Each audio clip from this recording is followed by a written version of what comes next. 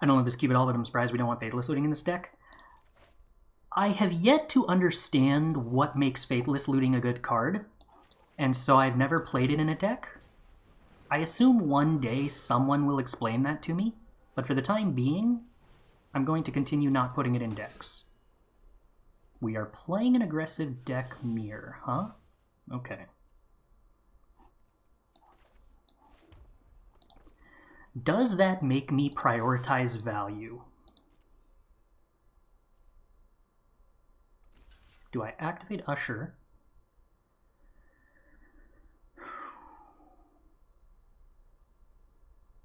Or do I play Scrap Heap Scrounger? I think I activate Usher. This could be wrong, but I believe I want that value. That sweet, sweet, sweet value. Clarion Spirit makes me sort of regret that, but oh well.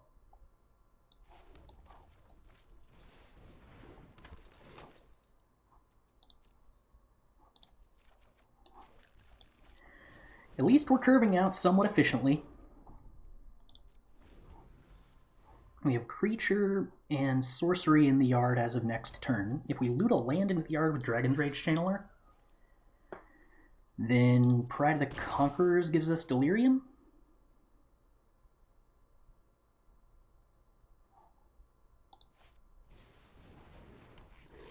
Battlecry Goblin. Well, so opponent's on a pretty similar list. Lightning Axe, huh? It is interesting to discard Scrap Heap Scrounger to Lightning Axe to pump Dragon's Rage Channeler, but I think I need the card advantage. Do I? Wait. I mean, discarding Scrap Heap Scrounger isn't card disadvantage. Alright, let's keep it. I mean, I'm also assuming that I'm going to have the Dragon's Rage Channeler. There's a pretty reasonable possibility it just gets blocked here. Is red-white aggro highly contested? I think it might be. I don't think it can support more than 2 drafters at the very bottom end. Okay. But I do think that it is a very good archetype. Well, my opponent didn't get to activate Clarion Spirit here, which has me pretty happy. Unfortunately, my Lightning Axe is now very bad because I want to turn on Pride of the Conquerors.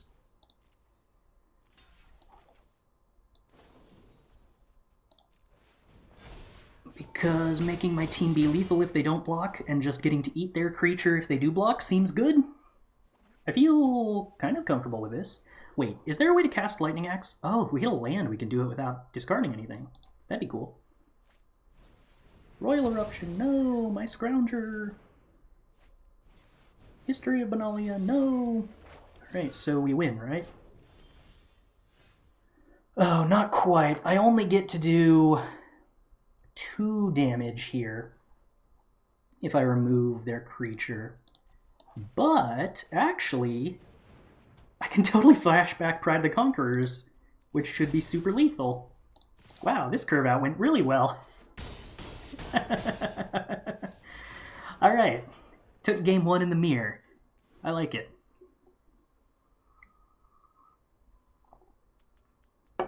Huh. Alright, what do we want against the mirror?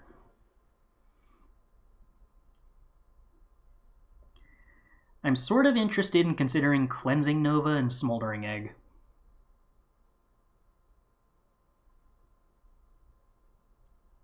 I'm not super interested in Sword of Body and Mind. It seems a little slow. Correct me if I'm wrong, but Axe discard and a return Scrappy. Did that work? And was that also lethal? Yes, I totally had enough mana to do that. You are right.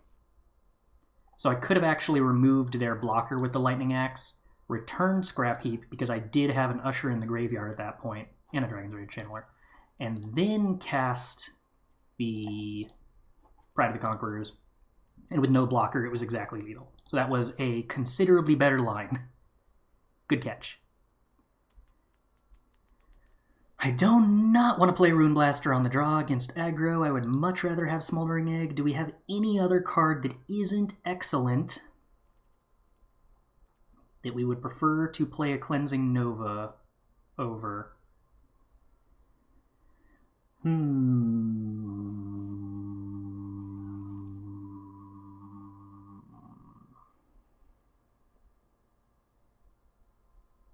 Scrapheap Scrounger is maybe questionable.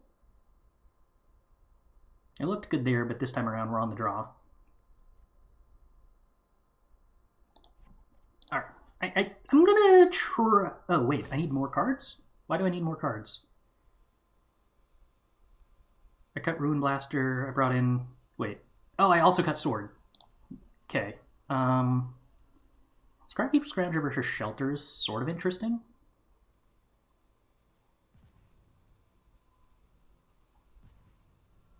You know what, let's go with Faceless Agent over Scrapheap Scrounger.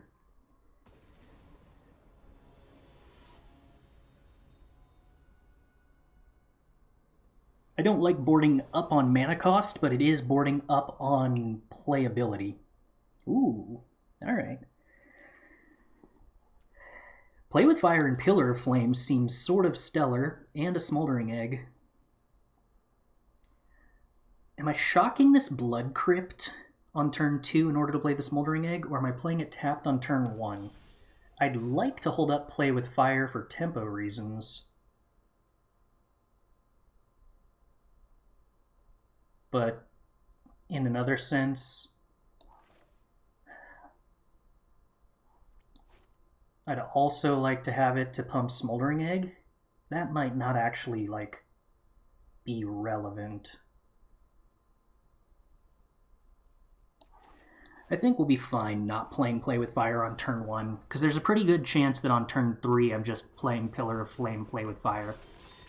Magda, like, Infinity punishes me for this and not holding up Play with Fire, so that kind of bites.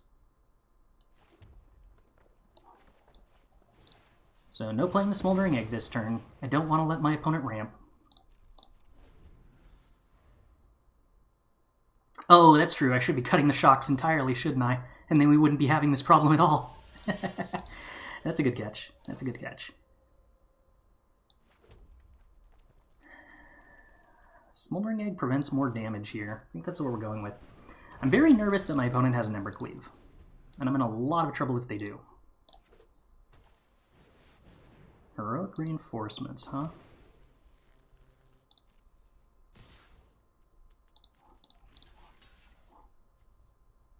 Non-token creatures. Alright, I think it's worth Play with Fire Ring to remove 2 damage and a creature here. Phoenix of Ash. Interesting. I think I'd rather Faceless Agent. I get some creature. Ooh, Grim Lavamancer is absolutely excellent. Good job, Faceless Agent. That was the high roll.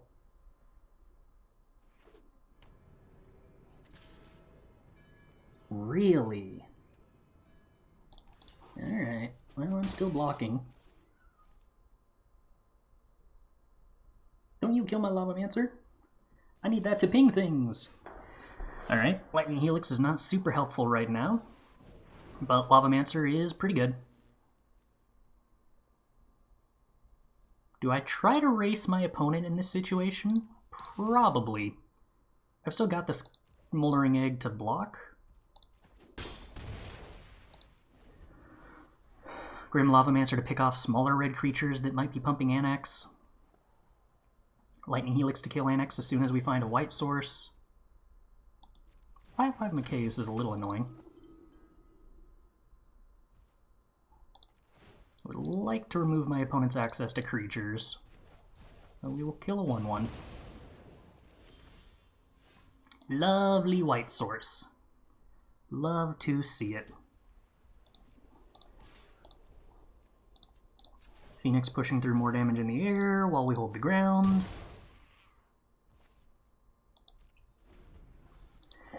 If the opponent decides to attack with Macaeus, I can Faceless Agent and Lightning Helix it. Ooh, that's a good turn for our opponent.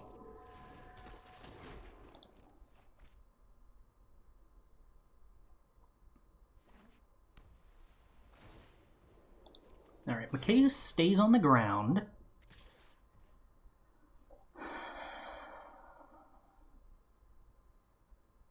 If I Lightning Helix the Pyromancer,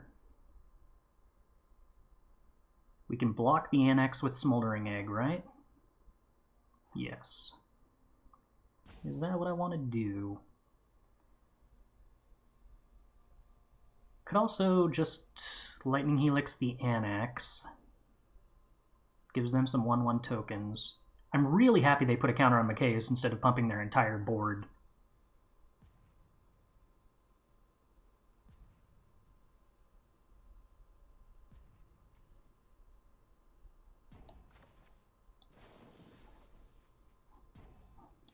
I think I just want to kill the Annex.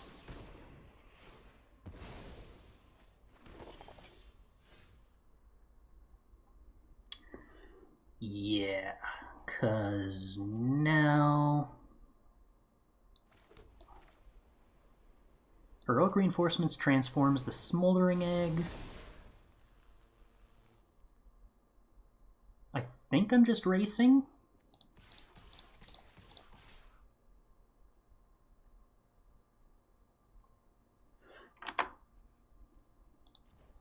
And I think I'm pinging down this Clarion Spirit because I don't want it making more tokens next turn. My life total is healthy enough to do this, I think. Yeah, if they had put counters on everything in Macaeus and waited until their end of turn to do it so that I couldn't Lightning Helix that Annex, I'd be in a much weirder spot. Okay, so we have a Transform Ashmouth Dragon and a second Flyer and a Lavamancer, although we don't have any cards in the graveyard. My opponent's got a lot of stuff that can't block. I feel pretty ahead, probably. I really hope that... Didn't really consider whether an Intrepid Adversary off the top might have just killed me. 10... Yep. If they had just drawn land Intrepid Adversary naturally without this showdown, I think I was dead. Maybe 21 life was ambitious.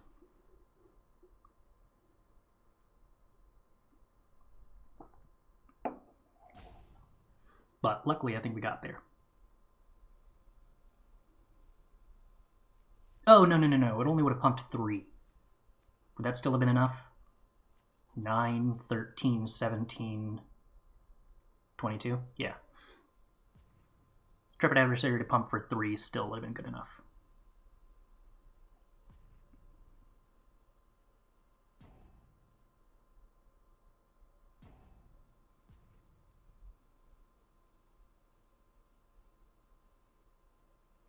I gotta say, Smoldering Egg kind of really did the job out of the board. I'm happy for that decision, even if the Blood Crypt decision sort of cost us. Which is to say, I need to remember to get rid of my Shocklands next time we decide to cut Scrapheap Scrounger when we're on the defensive.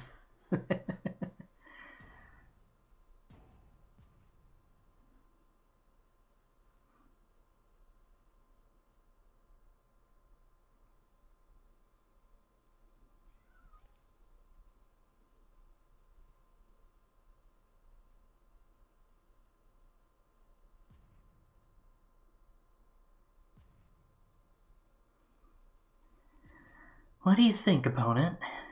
Because the Intrepid Adversary has lifelink, but I'm not going to attack on the ground. Okay. 1 card in hand. Are we going to bluff Settle the Wreckage? Is that the line?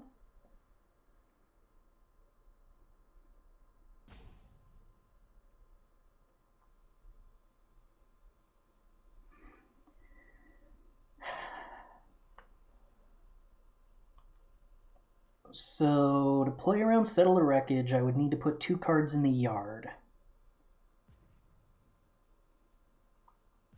History of Benalia takes 3 turns to go into the yard. The opponent could get a lifelinker out with Intrepid Adversary before that point.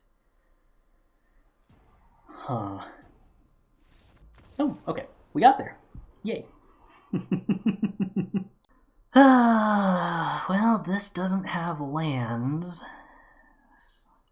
If this had 1 red land, I'd be pretty happy with keeping this hand. Preferably instead of Lightning Axe, but at least the opponent also mulliganed. Okay. I'll keep this. Do we ship the Lightning Axe or a Mountain in this position? Hitting 5 lands is important, but with the Ambitious Farmhand, we essentially already have 4. But I have nothing to discard this Lightning Axe. But I also... No, I think I discard the Lightning Axe. I'm not confident in that decision, but... Jace Avatar is sick. Ooh, yeah, that's not one of the defaults, right? Also, how old is this art? Is this like the World Wake Jace? Ooh, okay. Heroic Reinforcements is nifty. Almost played the Plains by mistake, but Den of the Bugbear gets rewarded if I draw my white creature land this turn. We don't. That's fine. Opponent on green-red. Not a color combination I would think is particularly spectacular at mulliganing to 5. But I also probably just lose to a single Gargaroth. I'm glad I kept the 5th land if our draws so far have been a 4-drop, 5-drop.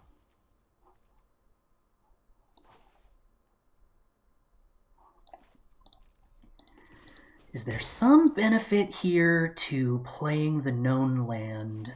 I don't think... I mean, I guess there's no way that I want 3 red sources next turn. Maybe that's not true. Is there something that would let me... Yowz's Trumpeting Herd hurts a lot.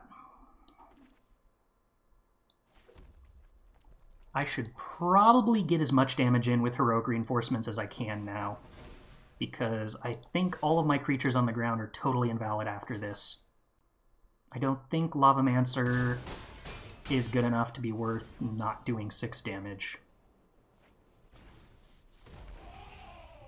Oh, okay. I don't feel very comfortable. I can play Glorybringer and just start attacking in the air.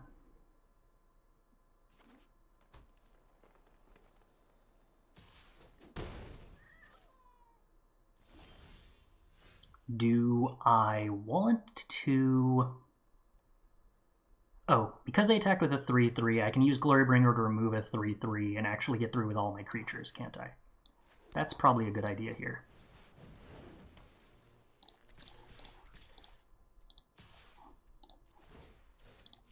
Even though I don't want Glorybringer to be tapped next turn, getting through 3 damage now is only sacrificing 1 damage next turn, essentially.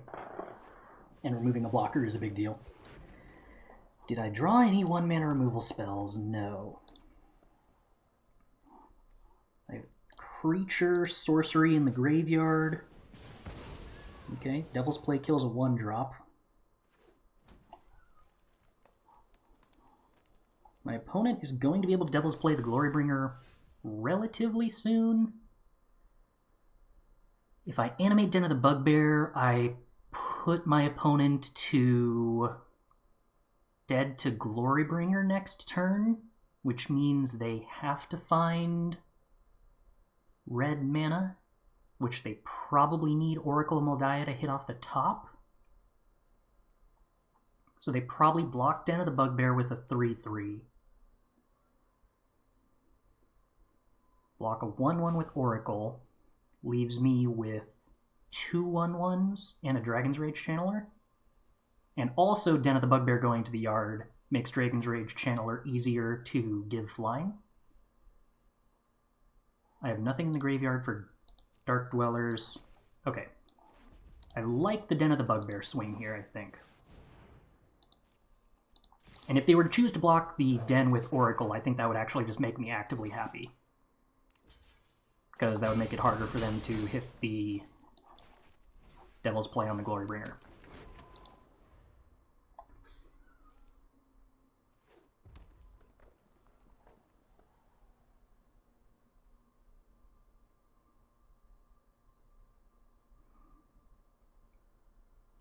So they ban the red source. Their mana is going to be taken up by hitting Glorybringer. Whoa. Okay, they have some different plan for answering Glorybringer? Sarkhan's a really big problem, because that also answers the Dragon's Rage Channeler. That's pretty bad.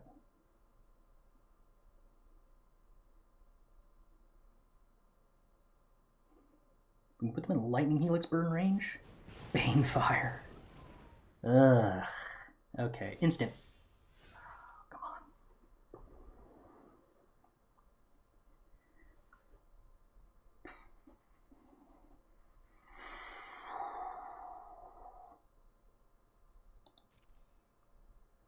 Yeah, all of my creatures are useless after Sarkhan comes down, so I should use this to put them as close to burn range as possible.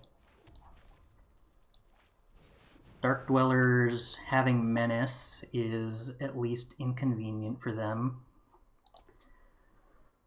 in that it restricts slightly how much damage they can do to me here. Jeez. I guess Glorybringer is probably better for me than them just playing Sarkhan?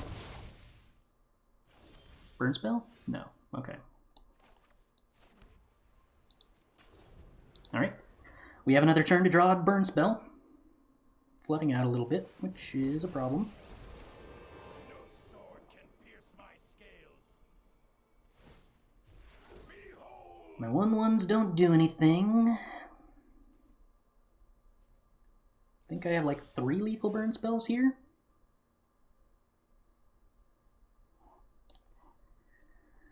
Well, I think I played that as best I could, but that went very poorly.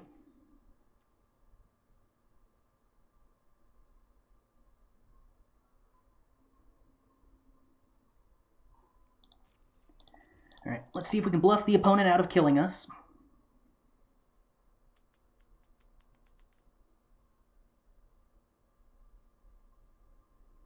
Could theoretically have settled the wreckage here.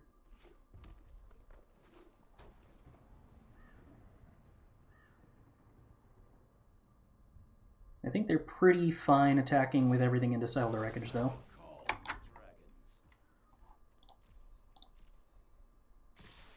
They are pretty fine attacking into Settle the Wreckage.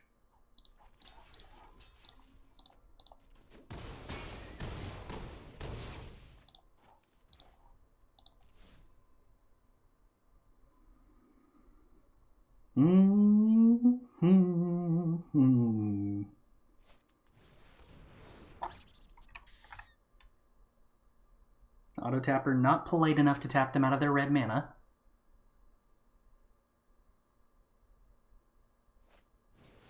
Aw, dang. Brutal. I felt very favored at most points in that game.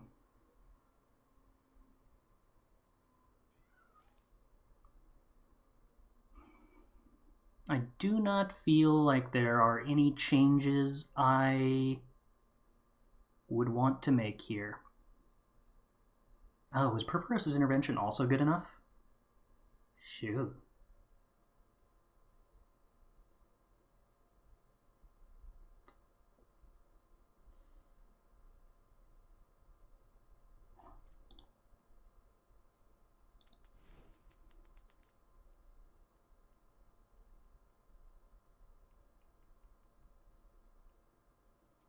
I'm almost interested in Goblin Rune Blaster out for Faceless Agent in, but I think that's probably wrong. Alright, we're just going to have to hope to get luckier.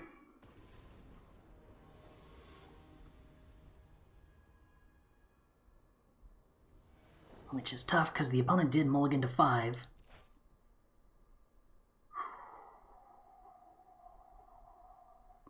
This hand is extremely bad because it has every 5-drop in our deck and nothing else, but it does have Sword of Body and Mind. Is there a world in which having Sword of Body and Mind is enough for me to keep a hand against a green-red deck? No. No. Alright. Opponent also joined us in a mulligan. That's nice. Bomat Courier into Maze Mind Tome, I do like.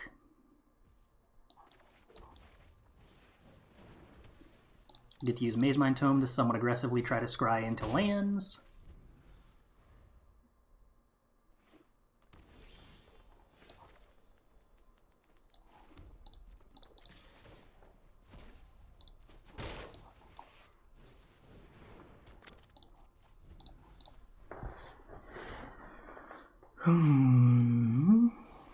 Okay, Explorer isn't a blocker for Bomat Courier, that's good.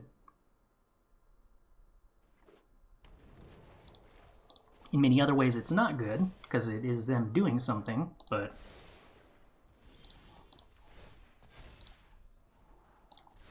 Plains, perfect. I think I would rather play Raidane here than Phoenix of Ash. Restrict what big mana options my opponent has.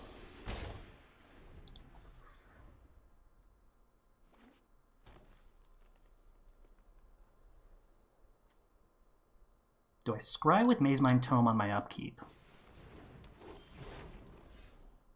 A land would be very nice, especially a red land.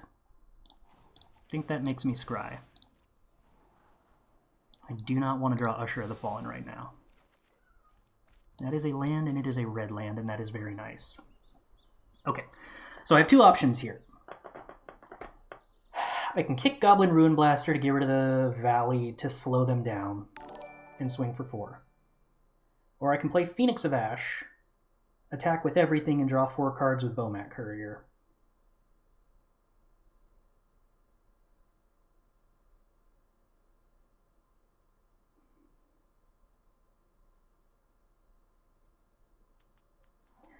Oracle of Moldiah makes it so risky to try to go for the land destruction line, but I guess I have Raidane. Maybe that's enough to make the land destruction line correct. Just continue to try to doubly tax them here.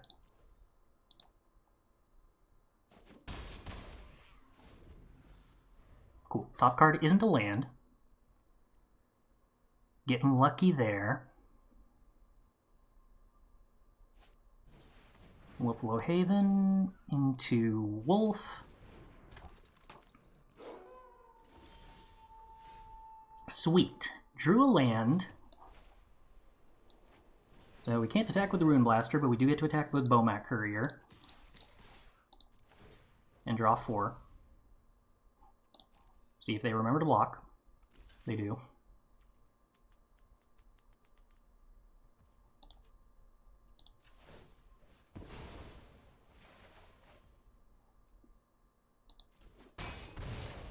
Glorybringer is also cool. Alright. Alright. Sawtusk Demolisher, what does that do? Destroy target non-creature permanent. Okay, I don't care about that yet.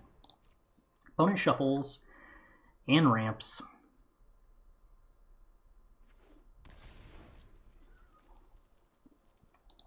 Puts a Unholy Heat on top of the deck. If they were to attack with Werewolf Pack Leader, they would not be able to block Goblin Ruin Blaster.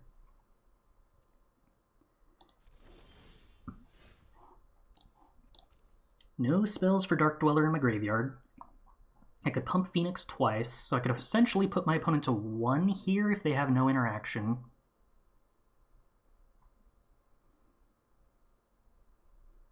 I think I would rather kill Oracle of Moldiah. And I think that the way that we do that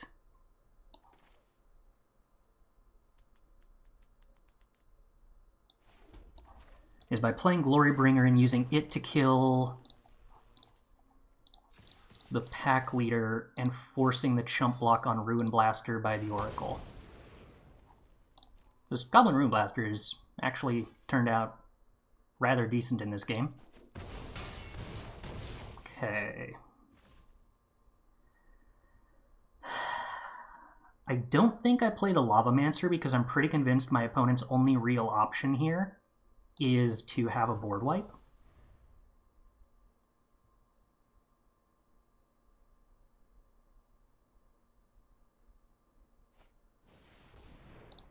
Koski is not a way out of this for them. The mountain being blue-green is really disorienting. Okay. Good starts.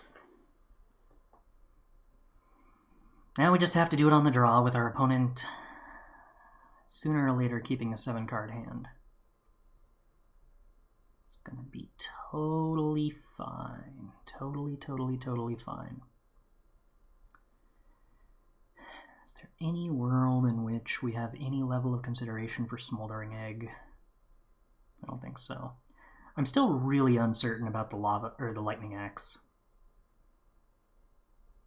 I would be much happier with the lava axe. How many things of theirs have we seen that would really even be good against? Not terribly many. I guess Sarkon Dragon? If I take it out, what am I putting it in for? I guess Shelter is like theoretically a card that does something. You know what? Let's cut it and run the Faithless Looting. I don't know if this card does anything that's useful, but alright.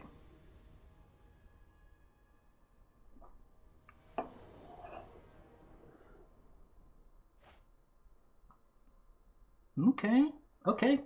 Sword Splashier's Goblin Dark Dweller is a line, and Play with Fire does kill that Oracle that keeps being annoying. And we even drew the best 1-drop in our deck. Cool. Well, maybe it's worse than Bomat Courier. It's probably worse than Bomat Courier with this specific removal-based hand. Stonecoil Serpent for 2?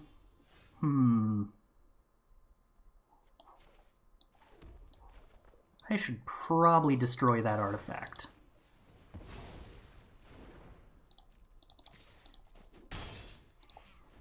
That seems like a good line. I like that line. Palladium Mirror. I should probably play with fire that.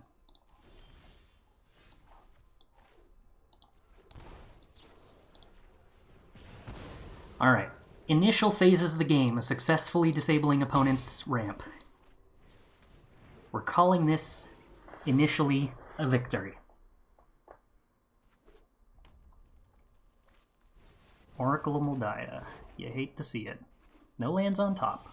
That's a good sign. Okay. How badly do I need to remove the Oracle? Relatively immediately. Is it worth playing the Bomat Courier here when the opponent's probably going to play a 2-2 next turn? It's kind of tempting. I think I should play the Shield Breaker, though, since it can actually attack through the Visionary. The lack of lands makes the Dark Dweller a little far away. It's concerning. Sarkon was the card that most made my life completely miserable for using the sword. So that's cool. Alright, let's try to Faceless Looting and find a land to play next turn so that we can Goblin Dark Dwellers the swords on the dragon.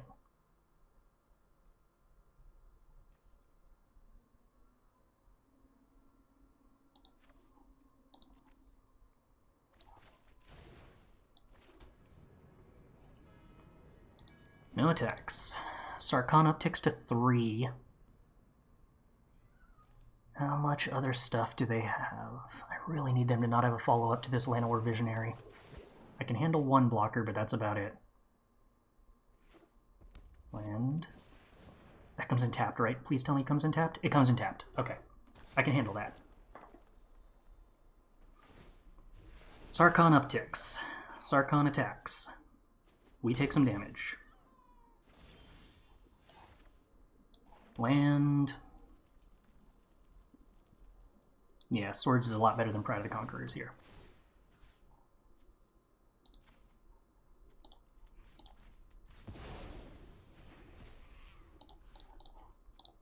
everybody at Sarkon. However they block, they're losing the Sarkon. They're low on cards. Please don't have anything too horrifying. I get to Pride of the Conquerors to give +2/+2 if they don't remove any of my stuff here, because I can activate Usher of the Fallen after an attack and before casting Pride. Or not. Okay.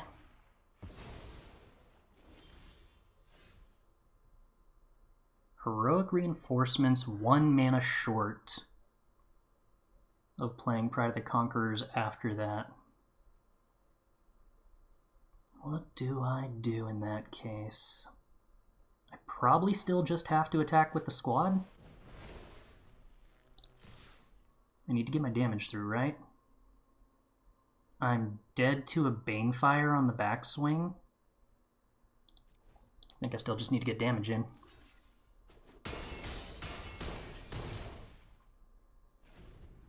And I don't think that me leaving back a blocker plays around Banefire successfully anyway. They blocked the Usher, which was the best block to play around Pride of the Conquerors next turn. Wifflo Haven. Okay, that can make another blocker.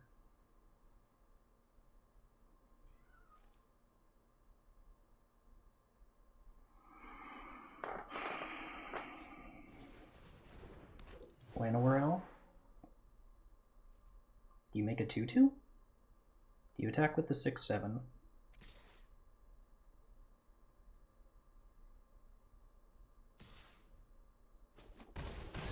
Two blockers. Oh, Den's lethal, right? We got it? They attacked with exactly too many creatures. I could have also Faithless Looting to try to hit a permanent. I think that I had like almost no dead draw here. Yeah, I think I just win. I really hope the math works out that I just win.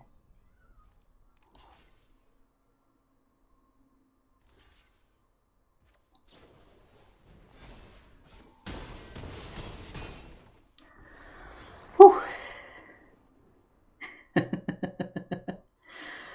That was exciting. Opponent wins the dice roll, presumably chooses to be on the play. They do. We have Dragon's Rage Channeler into Play with Fire. I think that I want to keep this hand, but it isn't good. It's fine. It's reasonable. It's probably not even necessarily fine. Now it's good. Plains helps makes this hand a lot better.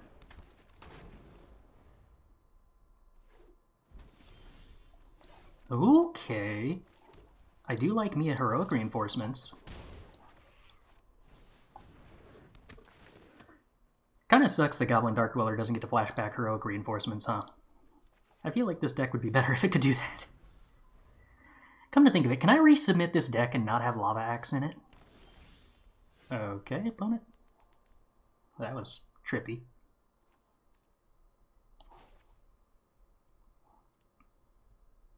Blue, red, nothing, huh? I feel like I'm playing Goblin Ruin Blaster as a 2-power hasty creature here since my opponent doesn't even have any non-basics anyway. And having an additional body on the board for the Heroic Reinforcements turn next turn is probably a good idea. I mean, this is the fail case of Ruin Blaster, right? You just get to be a 3-mana 2/1?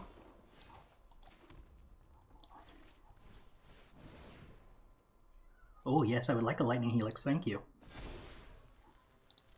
It seems like a good card to have in the graveyard on a turn where I eventually cast Goblin Dark Dwellers. They blocked the farmhand. I've never actually successfully transformed one of those, so that makes me pretty happy that they didn't block the thing that's doing more damage. Opponent is at 6. We need to do 1 point of damage.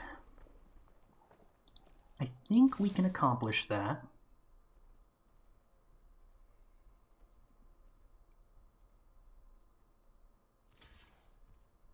Okay. Opponent goes to 2. I guess since I have 2 burn spells, I'm not really worried about them having a way to avoid dying here. Swords to Plowshares. Nah, that can go in the graveyard. I don't need a Swords to Plowshares.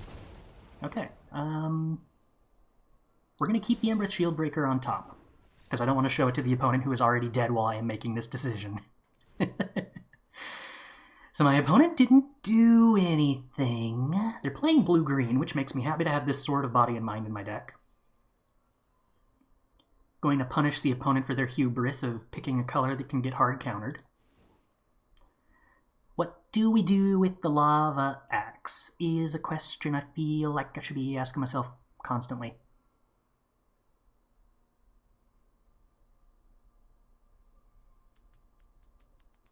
I don't want to cast Faithless Looting either. Both of the cards are bad. Why can't I just have slightly more playables in my deck? I don't know. Maybe I keep it and eventually get to 6 mana. How bad could a 6 mana card be in my deck, really? Eventually we're going to put a Experimental Frenzy in the deck, and then the Lava Axe will actually be useful, because the cards in my hand will be useless. Switch for the Trusty Agent. Yeah, I don't know. I don't feel like a 3-mana 2/2 is ever likely to actually be a big deal. He says, having just played a game where a 3-mana 2/1 actually was a big deal. Sometimes playing bad creatures in Limited is just what you do, I guess. That's probably correct, honestly.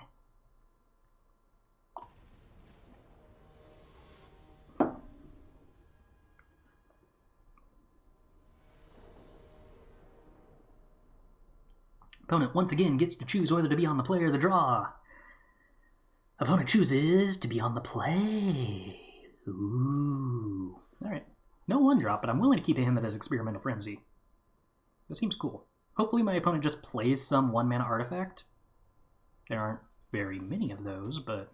Come on, opponent, do it, do it, do it! Oh, coward. Do I Pillar of Flame my opponent's face on turn 1? Probably not, given that they are playing a deck that has Mana Dorks. Oh, Augur of Bolas is a rude card, but it does whiff, because that's what Augur of Bolas does.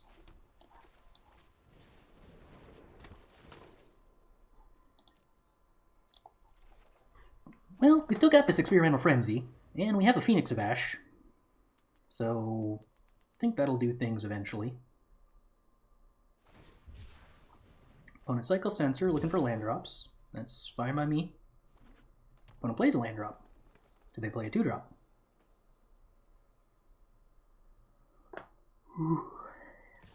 They attack with Augur of Bolas. Unmitigated Madness. What is this? You don't want to respect my ambitious farmhand, opponent? What? Oh, opponent really thinks they're the aggro deck, huh?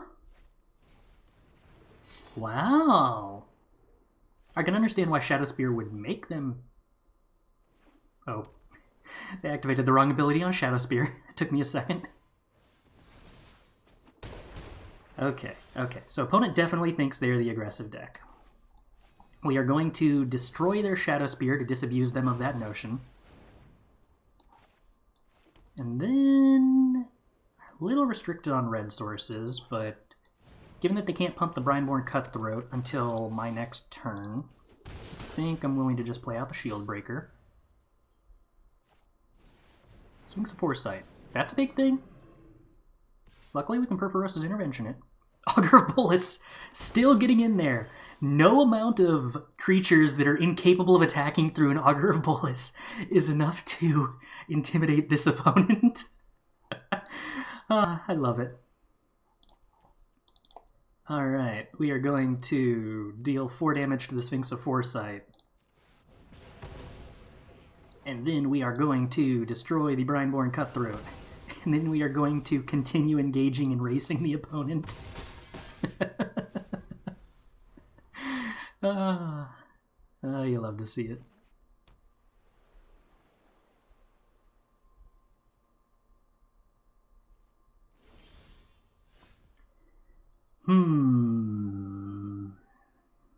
Opponent has decided that Augur of Bolas is a creature worth blocking with. I don't actually have an answer to that. Alright, well, for starters, we're going to attack in the air. I think we're going to play a Maze Mind Tome and try to draw into some lands.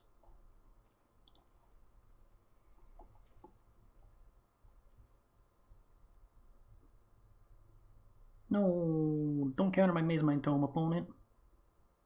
I need that to hit land drops.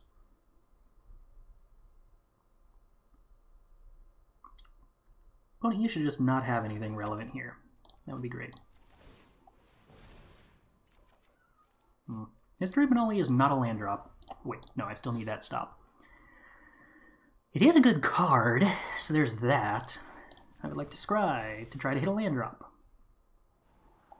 Lightning Axe? Am I really going to discard a Play with Fire to deal 5 damage to an Augur of Bolas? Sometimes I hate what I'm willing to do. The depths that I will sink to.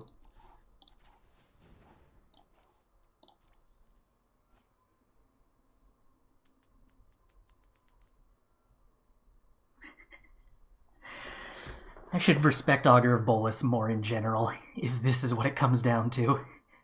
Augur of Bolas whiffed, and it's still a 2-for-1 that also gained them like 10 life. No, not the counterspell. The Augur of Bolas continues to haunt my dreams.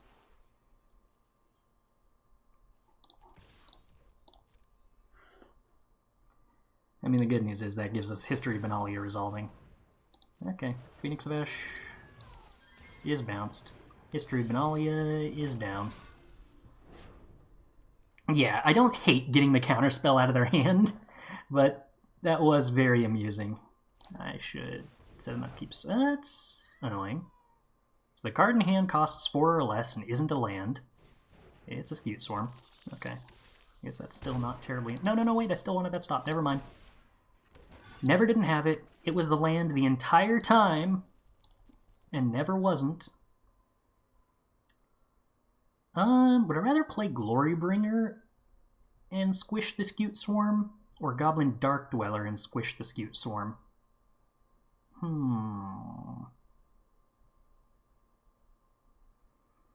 Choices, choices, choices.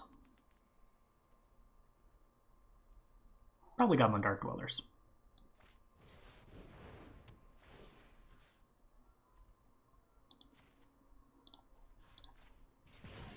I don't know if that's guaranteed to be better, but it feels good.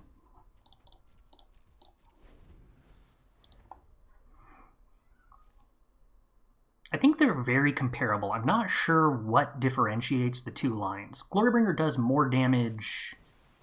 I mean, they do the same amount of damage over the next 2 turns, I guess. It feels real similar. Well, now I think we're playing Glorybringer. And having a bunch of burn spells feels pretty cool. Yeah, I agree, opponent. This does not seem like a super good spot for you. Okie dokie. Update the record. 3-0. Woo! Okie dokie. Opponent wins the dice roll.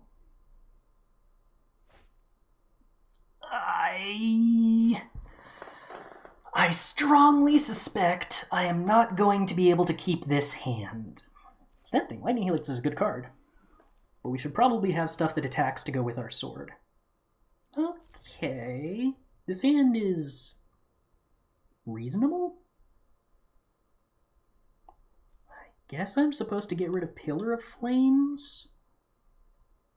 Feels kind of bad because this isn't really a good Grim Lavamancer hand, but I think the Grim Lavamancer is the better value card in the long run, which is probably what I'm going to need. Alternatively, having drawn Experimental Frenzy, I kind of wish I had the Pillar of Flames instead of the Grim Lavamancer a little bit, because slowing down the opponent's ability to ramp is probably better here.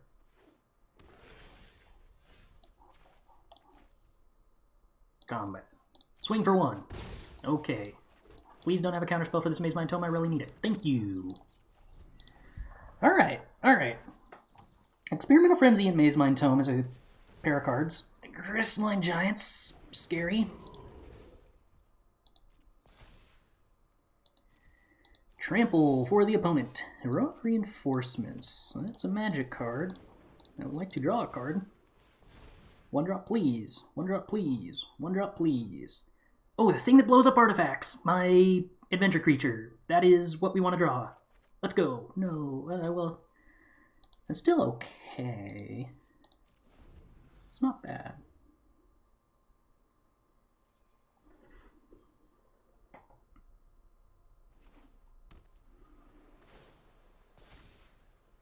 They did not gain hexproof. You love to see it.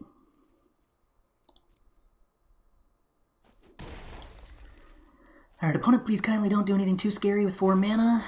Vraska downticks on Grim Lavamancer? Okay. Interesting. Interesting. So I could risk the Crystalline Giant getting hexproof and just play Heroic Reinforcements to kill the Vraska and develop the board. And then next turn be able to play the Glorybringer. I think I'm not willing to risk that.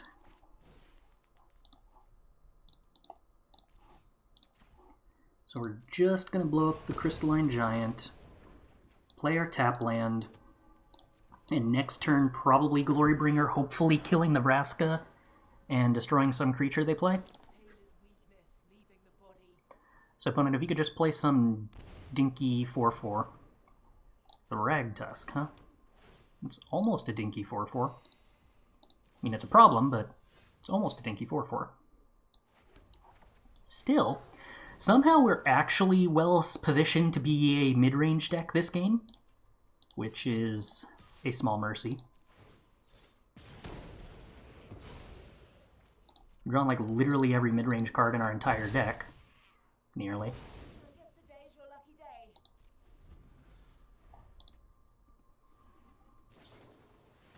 Okay, Siphon Insight. There are cards they could hit that are good, technically. I really hope they didn't hit Swords to Plowshares, come to think of it.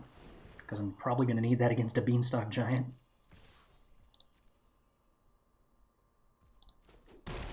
They have something for 2 mana. They did not hit Swords to Plowshares because we hit Swords to Plowshares, which is a great answer to Beanstalk Giant. That makes me happy. Okay, so let's draw a card with Maze Mind Tome, because I'm probably playing Heroic Reinforcements this turn. And I might draw into an untapped land that isn't a shock for Heroic Reinforcements, which is what happens. Play Reinforcements. This isn't like a stellar Reinforcements. Okay, play with fire. That's fine. Beanstalk Giant. Yep. Land. Oh, Hall of the Storm Giants is a problem. But History of Benali is good. So maybe we'll have enough stuff to jump block through here. Oh, this was bad. I should have drawn with Maze Mind Tome before playing the History. Because if I hit a 1-drop, then the way that I played this let me not play a white 1-drop.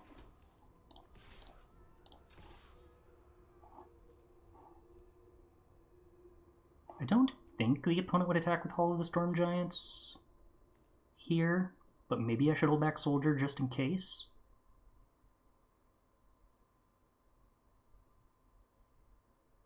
Huh.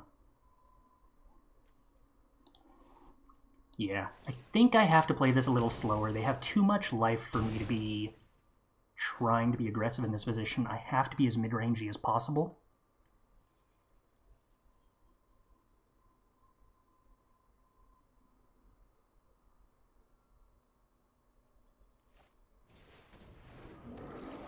Alright.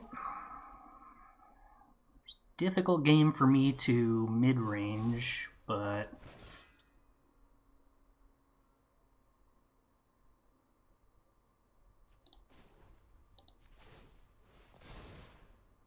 we gained some life. I'm nervous about the opponent having a counterspell for this Experimental Frenzy. I'm no longer worried about the opponent having a counterspell for the Experimental Frenzy. Sword of Body and Mind is absolutely stellar. Can I risk that getting countered here? There's a very strong chance that the opponent just left up 3 mana for Siphon Insight.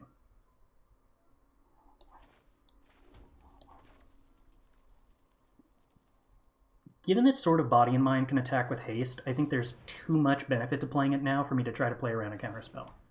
Sweet! If they have a removal spell to use on the creature I equip with a Sword and Body and Mind, I think I most want them to use it on the Soldier token, because the Knight token is relevant. I'm okay with them trading with the Mole Drifter, because it means less damage. They get milled for 10. 1 more hit probably kills them. Pelucranos is scary, but not scary enough. Because it is green. Alright. This is looking like a game where we just win because Sword of Body and Mind is in our deck. But they could Siphon Insight us and get our Artifact Destruction spell, so we still have to play this assuming that Sword will not connect again. Yeah, it mills for 10. It's real good. There's a reason I say this card basically has Infect 5. Although it's more like Infect 4.5. It's a very good limited card.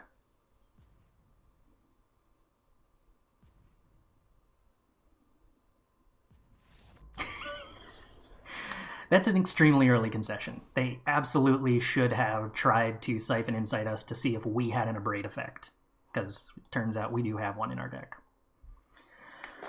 Okay. Are we cutting Lava Axe? The song we tend to always sing. Mythos of Nethroi. That's an answer. Ugh. So opponent is just on 4-color mid-range, huh? Mostly Sultai. It's a lot of white sources, though. Is that only for Mythos of Nethroi? Probably not. There's probably something else. I mean, I feel like if my opponent is playing Mind Flayer and Lovestruck Beast, I'm just not supposed to cut Lightning Axe.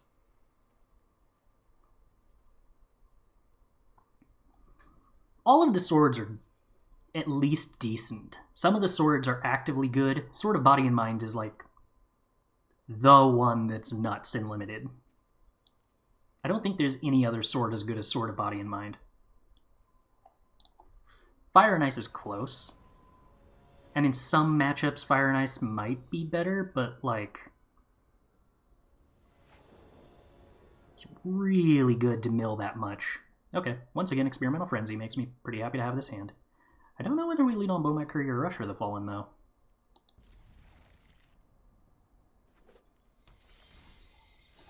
Wow, this is a heck of a hand. I think we lead on Usher.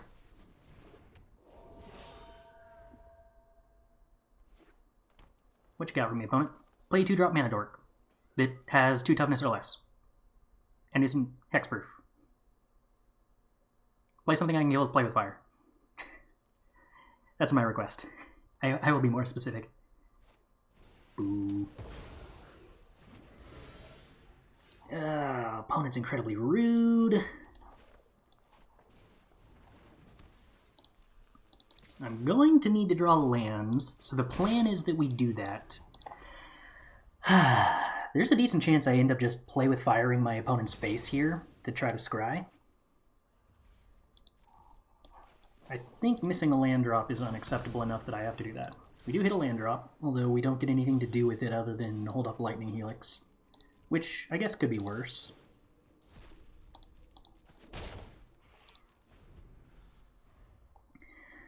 Kindly opponent, please don't play a Love-Struck Beast. Oh yeah, they did miss a land drop there even after cracking the clue. That's true. Lightning Helix in response to Inquisition? No, because they probably take Ruin Blaster here. They can't risk us drawing a red source in this situation. Yeah. So I can still just hold on to the Lightning Helix. Or do I empty my hand faster for Bomat Courier? I don't think Experimental Frenzy makes me want to do that. I mean, I have the Perforos's Intervention. I guess I actually... This line I'm really uncertain on.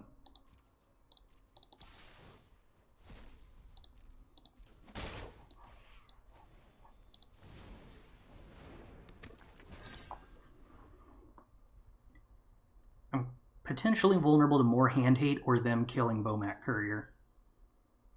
But the good news is we're finding that our deck seems to function slightly better on low resources. Okay, they kill our Courier, but we hit a 4th land and get to put Experimental Frenzy into play. The opponent's life total is still kind of dicey. Oh, wait, I should have set a stop on my upkeep for that Lightning Axe, but I didn't get there in time. Frenzy initially not stellar, but we have time. And there's a Cave of the Frost Dragon that gives us a mana sink. Can I play lands from my hand? No. Rude. Okay, Vraska in play. Down ticks on Shield Breaker.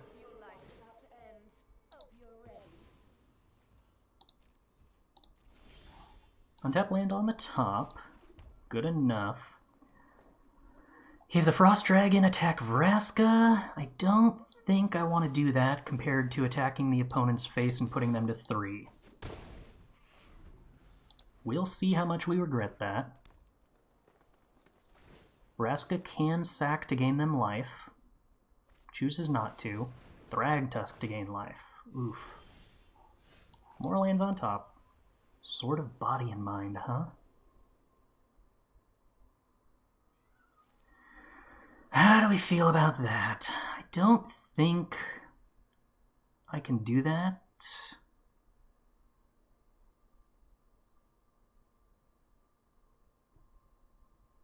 I mean, I do get to draw more cards if I play it, but I'm not playing Cave of the Frost Dragon in that case.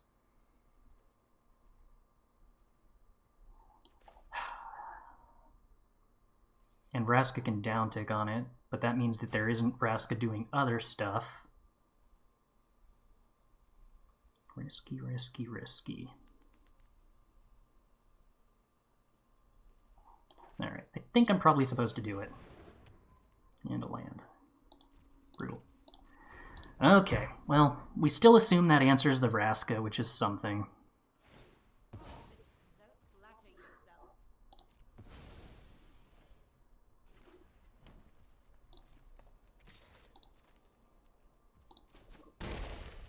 The big reason that I played out Sword was mostly so that I could have the access to play cards underneath it that turn. But we're hitting a lot of lands with our Frenzy at the moment.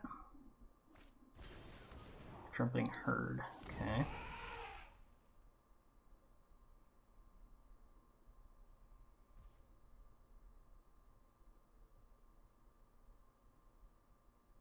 I don't think we blow this up yet. Play a land. Jeez. Okay.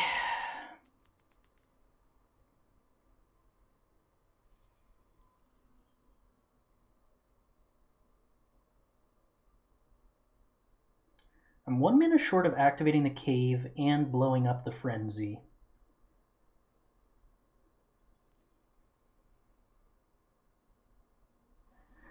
I think we just pass and don't activate the cave here.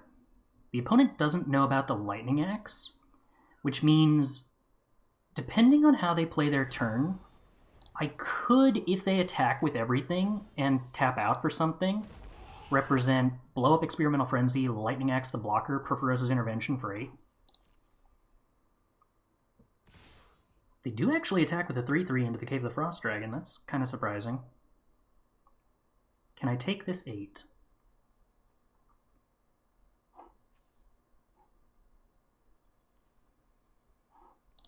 No.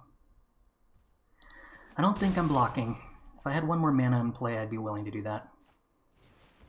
Mole Drifter. Rude.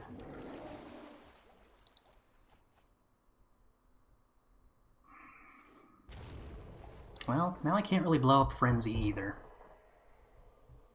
Can I? Maybe I needed a block there? And not try to go for lethal?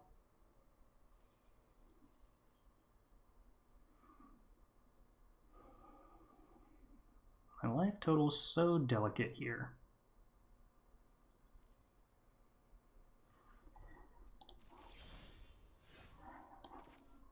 Lavamancer.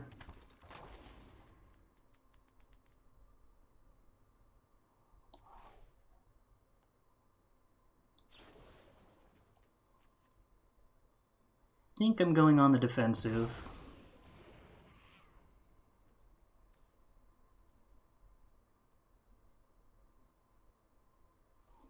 Which makes Scrap Heap a really bad card to have right now.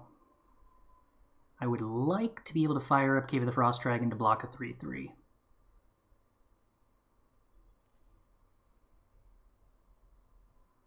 I could play Scrap Heap and represent blowing up Experimental Frenzy, though. I think that's tempting enough that I do go for it. Den, Pride of the Conquerors, huh?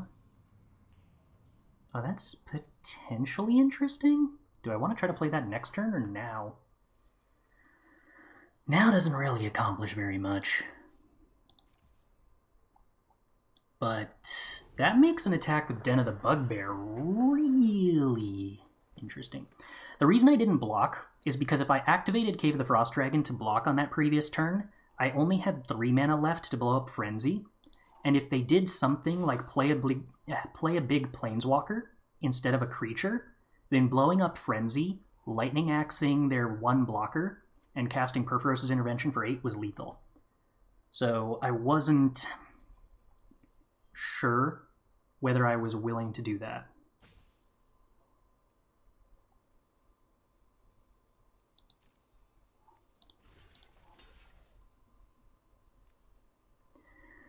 How much damage do I think my opponent's going to do here? Do I use Pride of the Conquerors to remove a 3/3? By upgrading Grim Lavamancer, or do I try to... No, I can't Pride of the Conquerors next turn. With the Den, because it's going to get drawn before I can swing with Den. So that's not actually a route to lethal.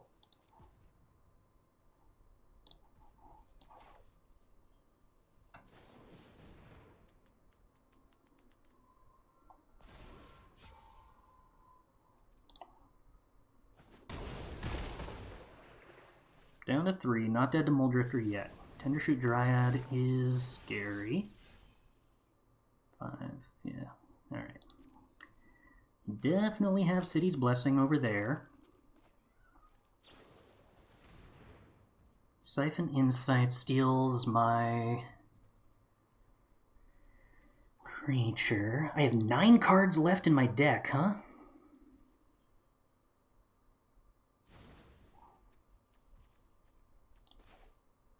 We don't know what they took.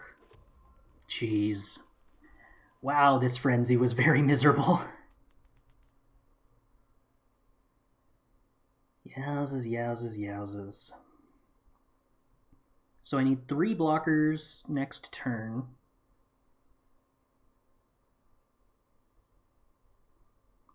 Three, 6, 9. That's what I can prefer as intervention for.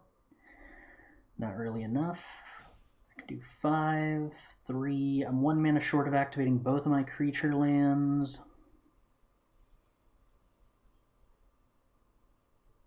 If I activate 1 creature land and then blow up Frenzy, I can play Lava Axe.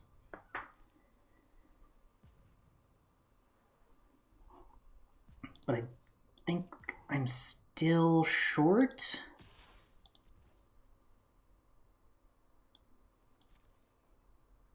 Unless they block here. Oh, they blocked here. Okay. Okay.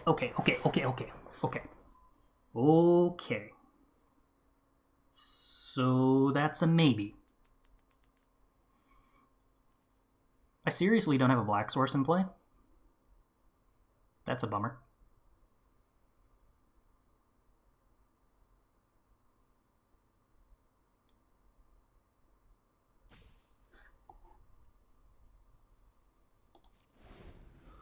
There's a pretty strong chance that the card they stole for us with Siphon Insight is a burn spell. And then we're just going to die.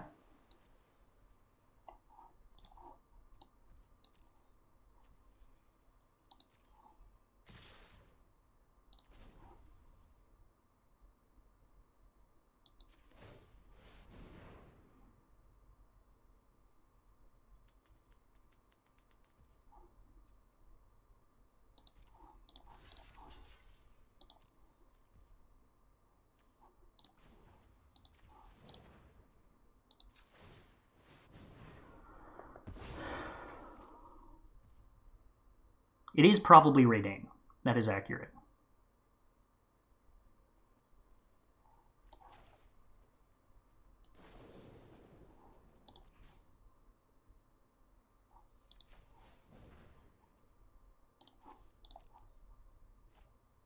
Which means they could play the backside, and that'll be a problem.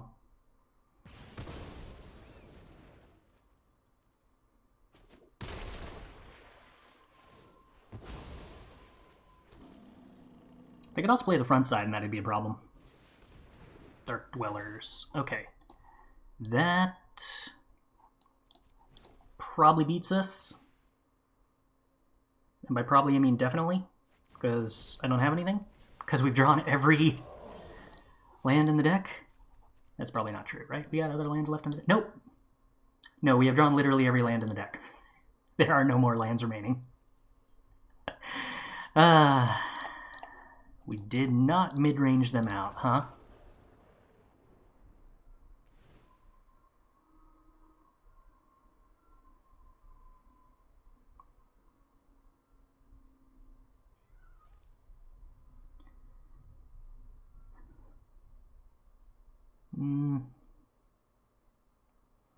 There's a world in which that makes me want to play Mizzix's Mastery. But I think that particular sequence of development from that game is unusual. Yeah, that was kind of like the worst imaginable frenzy. Yeah, very true. Had it not been for Frenzy, we would not have really played any spells that game at all. Swords is a definite win versus this deck. I think you had to go hard on tempo and bait everything else to land a sword hit. So, yeah, I could have killed the Planeswalker they had and then blown up the Frenzy later to play the sword. I think we might still have lost, though, because I didn't find creatures. And if we had gone through the effort of killing the Vraska and then blowing up the Frenzy to play the sword out of our hand, we just literally wouldn't have had anything to equip it to. Like to turn to destroy Frenzy and go for lethal with Pride of the Conquerors on the following turn. I didn't see any way that actually had a high chance of working. The math didn't work out on it, I don't think. But I was mostly just going by intuition on that, so maybe that's not strictly the case. Maybe there was a line I missed there.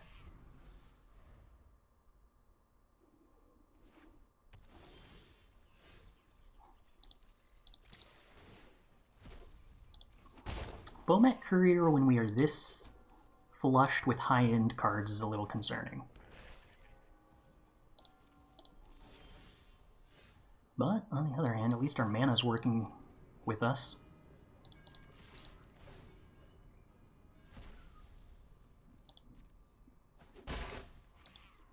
On the other hand, we are doing no damage, and... okay, Siphon Insight at least is mostly useless.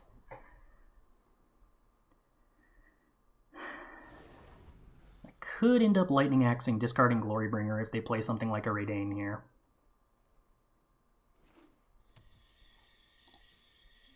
Okay, opponent not playing anything. Sword is very good. Not worth playing here.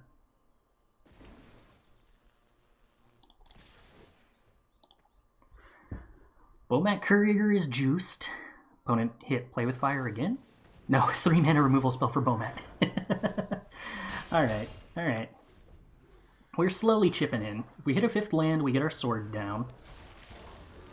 Don't. If I play sword now, there's a pretty significant risk that it just gets snagged by Vraska. I'm nervous about that.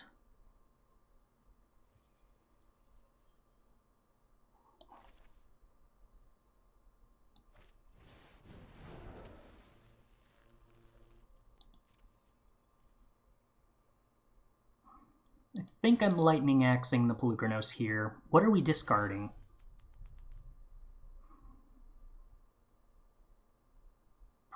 Probably Glorybringer? Although I don't know that I actually want to play the Experimental Frenzy, but maybe I need to. Like, if I miss this land drop, I'm not playing Frenzy. I'm just going to play Sword and hope that they don't have the Vraska follow-up.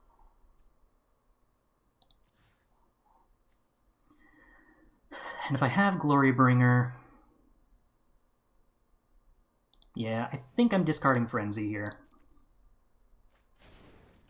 I guess this puts me in a really weird spot if they have Inquisition of Kozilek, doesn't it? I definitely think the Sword is the best card in our hand. In pretty much every scenario, whether we do draw a land or not, it's the card I'm most happy to be playing next turn.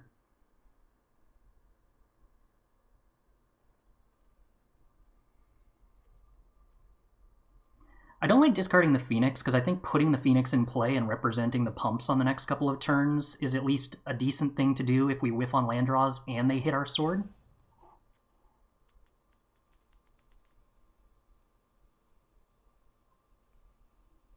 And I like having the body in case they just play some removal spells. Trumpeting Herd, sure. Untap land, let's go. Thank you, deck. Thank you. Alright. Protection from green, let's go.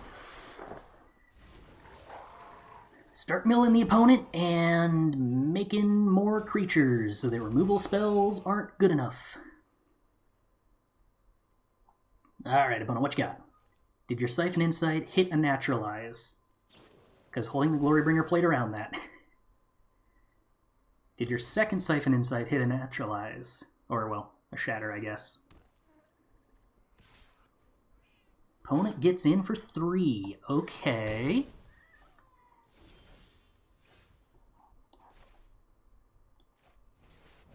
I'm willing to go as wide as possible to play around this. Oh. Alright. Sword of Win the Game does it again. Up we go to 4-0. Okie dokie. Opponent wins the dice roll. What do they choose? They choose to be on the play. I hate this hand a lot. But hey, we can play with Fire their face.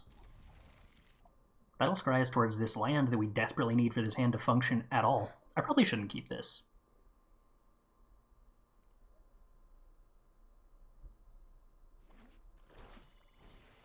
Well, at least play with firing Gutterbones. Oh, you know what's better than play with firing Gutterbones? Swords and Gutterbones. Should I just do that at sorcery speed? Probably. Maybe? Probably. I don't know how many sacrifice outlets there are in black decks like this. Do I regret that Sword's decision now? Possibly. Do I need to play with fire in my opponent's face? Oh my. Yeah, I regret my Sword's decisions now. Alright. Plains is helpful. My opponent fills their deck with a bunch of lightning bolts, which I don't hate.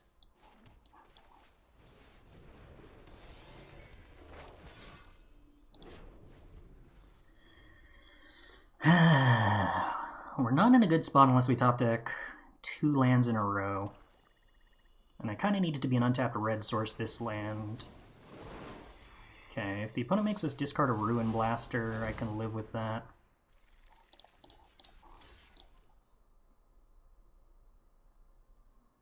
Failing to draw a land, I would at least like to draw a Lightning Helix to hit this Rankle.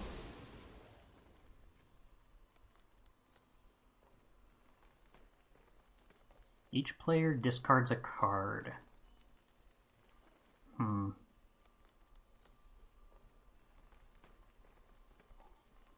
I think I'm on discard Ruin Blaster then. We do fail to draw a land. I play Sword of Body and Mind. They make us sack a card with Rankle if we do that, so I think I just have to play Maze Mind Tome. It's pretty bad.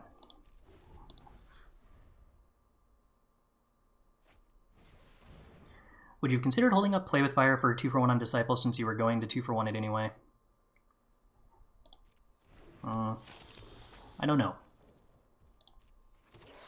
I feel like I was losing that game if I didn't hit a land, but maybe I just had to play around drawing a land naturally because I couldn't afford to lose the resources.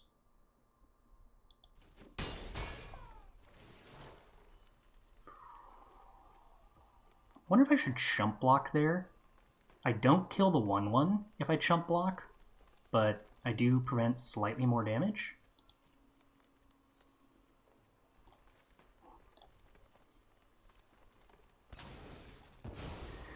Do I have any outs here?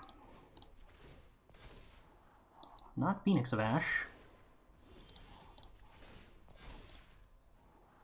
Not Grim Lavamancer. Well, yeah, not Grim Lavamancer. And not land either. Okay. Well, that was pretty bad. But also our hand lined up pretty terribly against that.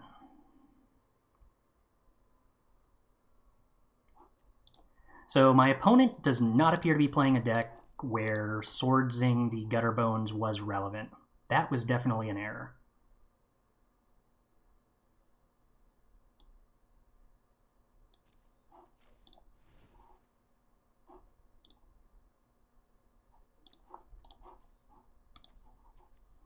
Priest.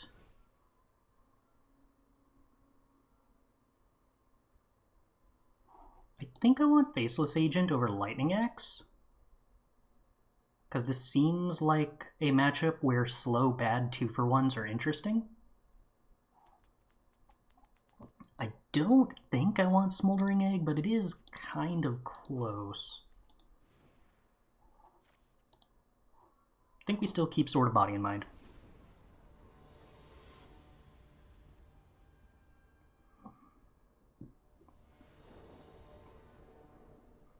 We'll take the play. Keep a hand that does things. I like this hand that does some things. I'm probably going to have to consider not playing Scrap Heap Scrounger on the draw, although I guess it is a good card to have against Rankle in a sense. Possibly in a sense.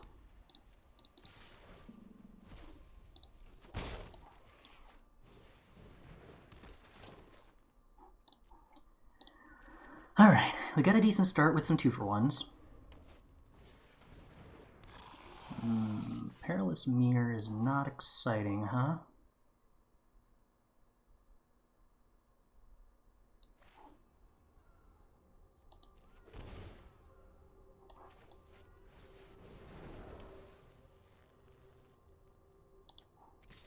I'm a little nervous they're just going to be able to sacrifice that. But trading with it in some other axis here isn't good either. Yeah, okay, so they are definitely a sacrifice deck. I wasn't wrong about that.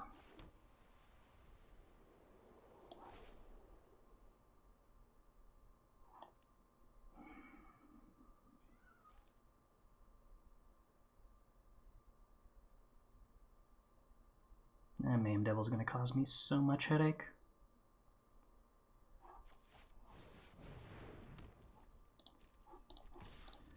Alright, opponent, please don't have a sacrifice outlay yet. Should I have played around Rankle?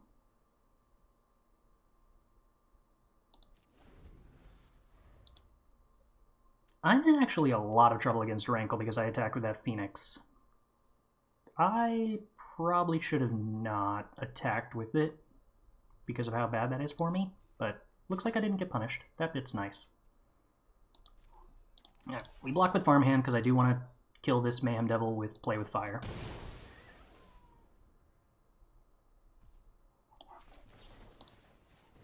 Alright, opponent, what you got here? How bad for me is this? Okay. Nothing is an auspicious beginning.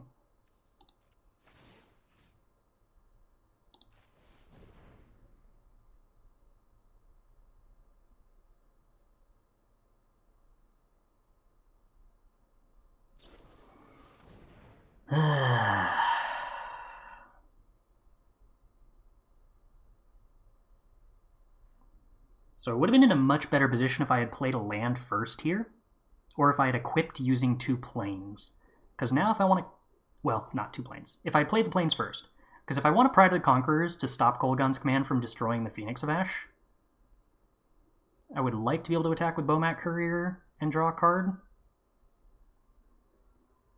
I guess not really, because then they'd still kill the Phoenix of Ash with the Perilous Mirror.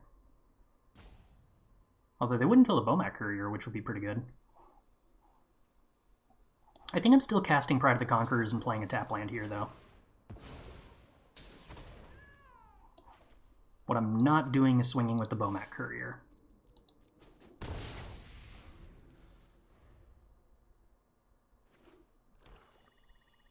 Still in a lot of trouble to a Rankle, and I can't do anything about that.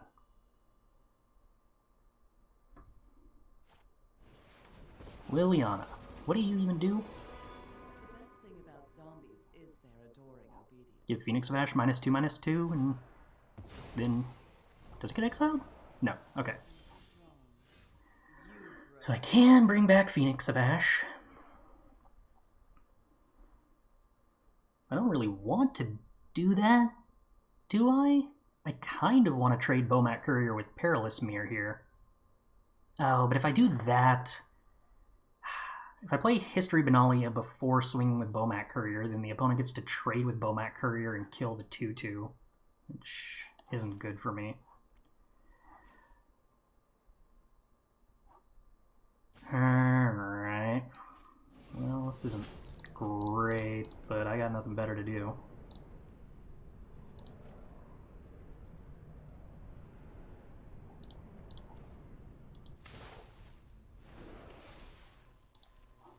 I think we are attacking Lily. I'm going to hold on to the planes to play around Rankle, because I don't want to discard this history.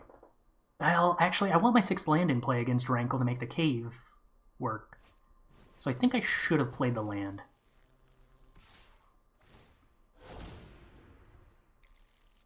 It's also much better if I draw land.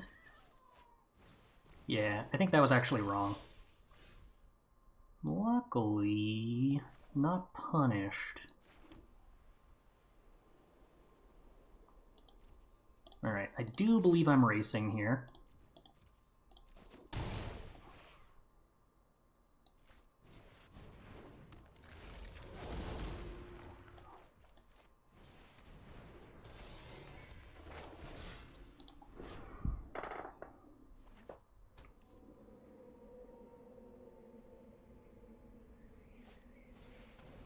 Oh, Blood Artist is annoying.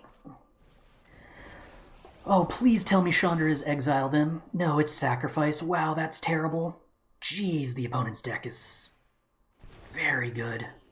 These little guys are great. Okay, how do we handle this? Double block the Torolf's Disciple.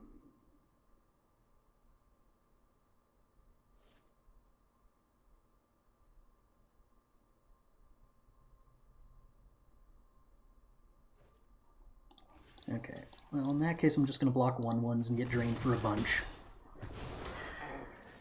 We can use Phoenix of Ash to kill the Chandra. A Blood Artist is a problem, but it's not the total end of the world.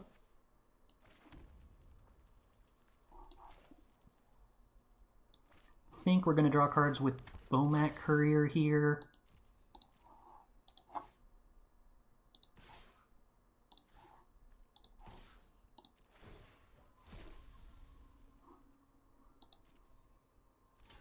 blocks. We sack. See what we draw, then probably pump Phoenix of Ash.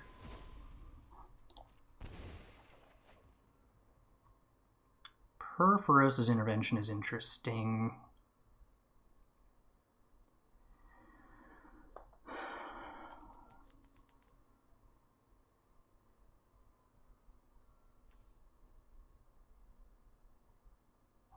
Is this target?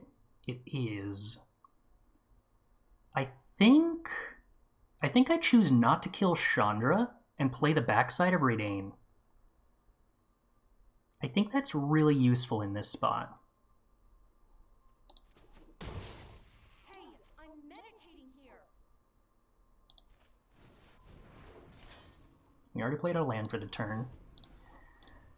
Worth noting in the future that Kolaghan's Command is a card they have that makes Valkmira awkward.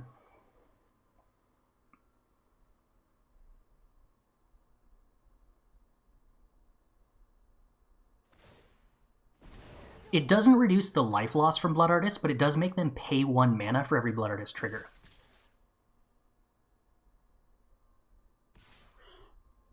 And that's the part that's interesting.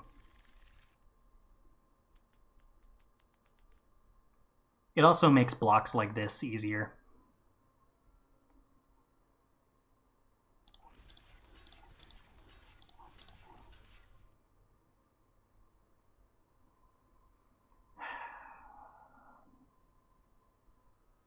Do I want to trade Lavamancer with Disciple? Or do I just want to take 1 extra damage from an element? Oh wait, no, I'm not taking any damage from an elemental. Those blocks don't matter. But I do lose a Knight token if I block here. Is that fine with History of Benalia? Oh wait, you're a Knight too. Wait, hold on, do I just take all of this damage then? What happens if I take 2 damage? Opponent pays 3, drains me for 3, so I go down to 5.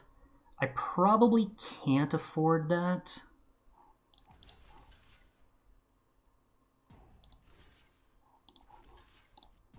So I think I just accept losing one of my Vigilance Knights here.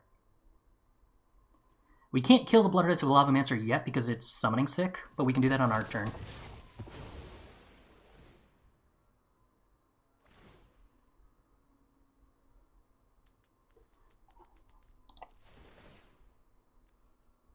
Oh, right, 4 triggers because it triggers off of ours too.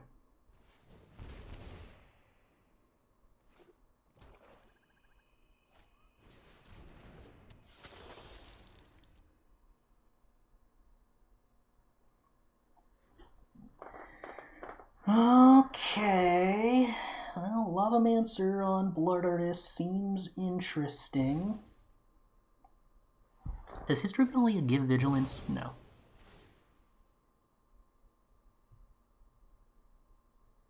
Ooh, and they spend so much mana that they're only getting 1 more Blood Artist trigger.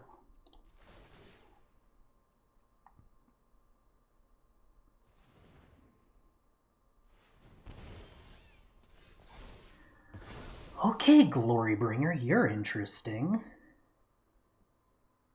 I don't have lethal, do I? No.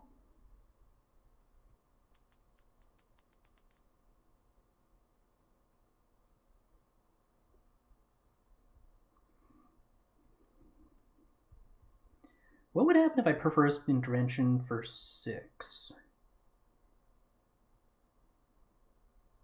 Chump, chump. Take 9, go to 4. Yeah, that's not anything. I think that the only condition under which I don't Grim Lavamancer the Blood Artist is if I'm Glorybringering it. And I probably should do that. And then I also want to consider removing the Perilous Mirror while they're tapped out and can't use it to do 2 damage to my Grim Lavamancer. Or, well, 1 damage to it. So I think I'm also going to do that.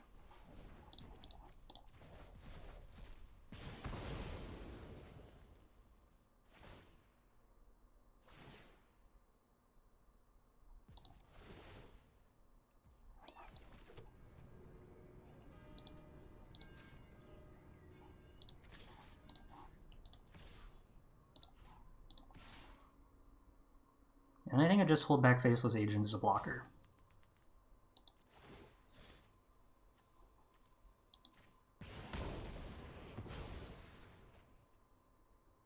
Yeah, I think I feel comfortable here.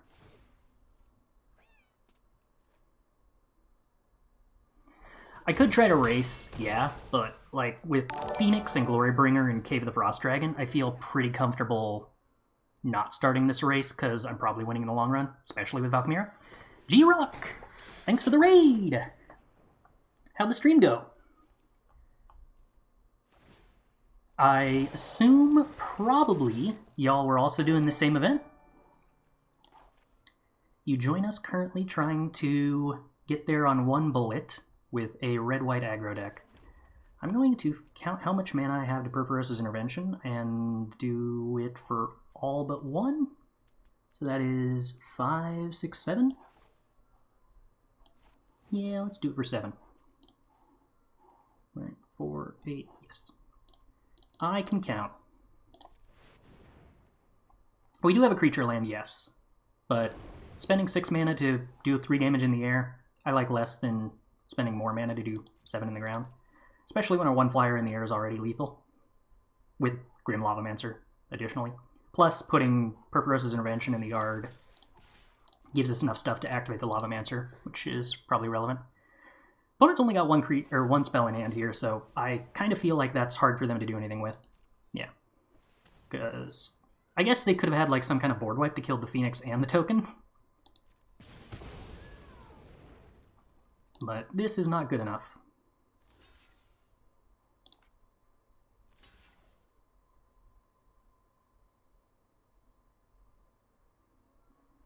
They have 2 chump blocks, but also they are dead.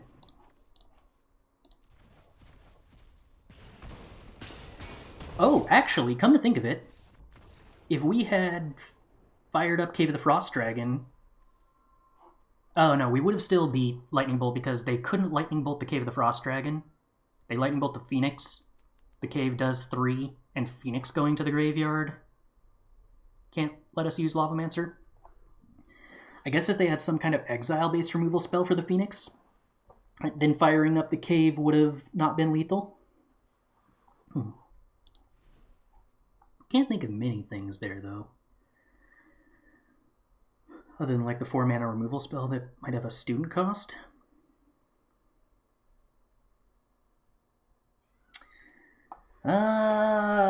Sideboard options. I kind of don't completely hate the idea of playing Shelter. Ooh, yeah, Lavamancer hitting face is part of what makes this card so excellent. It is a mid-range card advantage engine removing creatures up until it is a burn spell. Do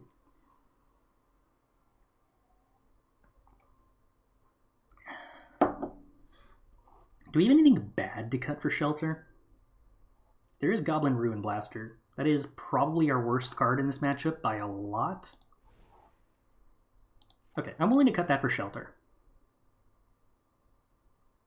Part of me also wants Smoldering Egg, not because it's, like, good, but because blockers look kind of cool. What would I even cut if we wanted to do that? I don't actually have a ton of bad cards left. I guess Dragon's Rage Channeler is probably pretty uninteresting here.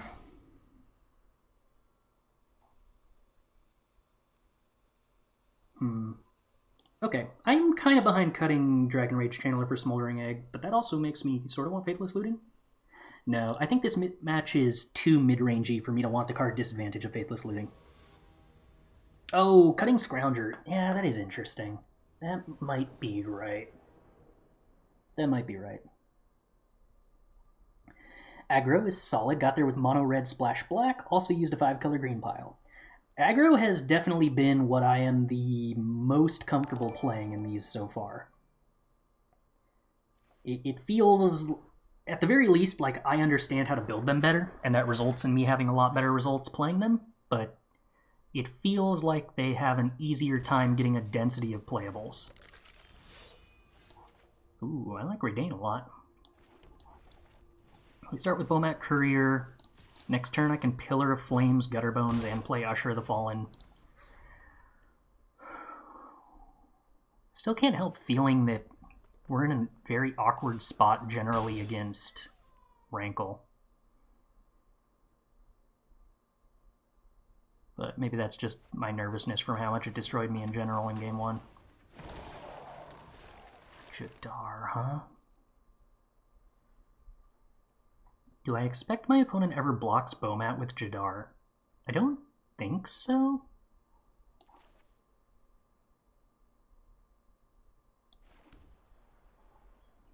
I think I'd prefer to use the Pillar on the Gutterbones probably, right?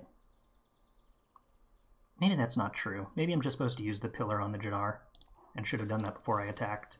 No, because I actually want to make this trade.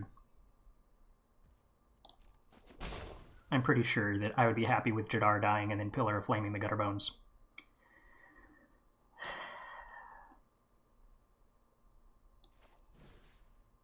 Yeah, I think I'm supposed to get rid of Jadar. Blood Artist and Mayhem Devil make these zombie tokens way too painful for me to not kill the Jadar. So this gets sacrificed at end of combat, so there's not any Mayhem Deviling going on. I could choose to block Gutterbones. I don't think I want to.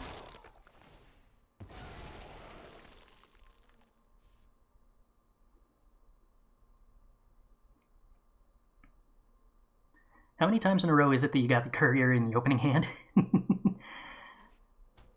Oh, they have the Mayhem Devil and misplayed that? Is that what's going on? Or forgot that it had Decayed? Something. Yeah, I forgot how that worked. Brutal. Still, the Mayhem Devil is extremely good against me.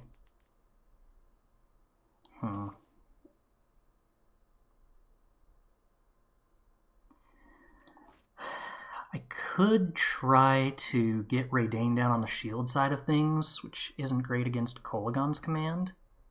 Although I think they're tempted at this point to Kolagon's command my board. But if they have a sacrifice outlet, then the Mayhem Devil would make them not be as tempted to do that, because they can just sacrifice stuff to ping down my 1 toughness creatures. My hand doesn't line up well against Mayhem Devil at all.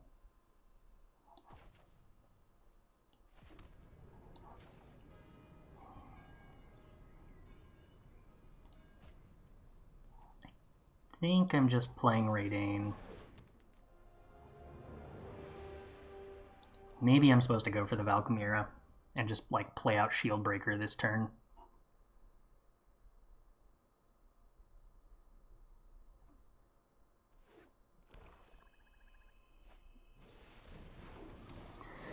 Yeah, there wasn't any way that I could play around Rankle, though. If I let this hit me, they sacrifice Gutterbones, I sacrifice Usher, they ping down Bomat Courier.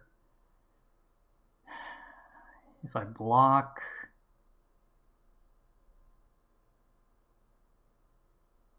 I don't see that I have any out here other than chump blocking and hoping that I draw a removal spell for Rankle.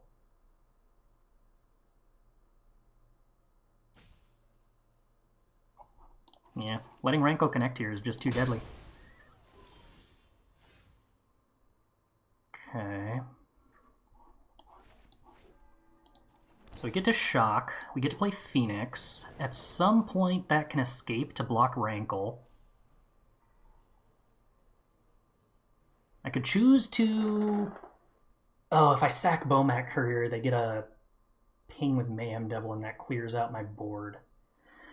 Okay, no, I can't do that.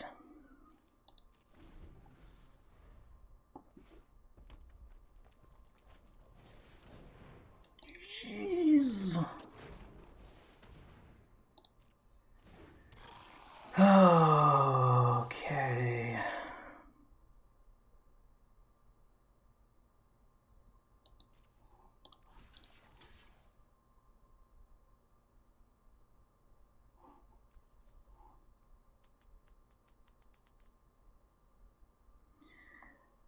There is not much way around this gonna be brutal. How do we handle this? I lose my entire board, replay Phoenix. That's one option. Block the Rankle. The other option is that I take 3, hit an untapped land, play Goblin Dark Dwellers, remove Judith. Next turn, chump block stuff on the ground. Rankle hits, makes me sacrifice. My life is miserable, but it will... Yeah, that's the line. The line is hit the untap land.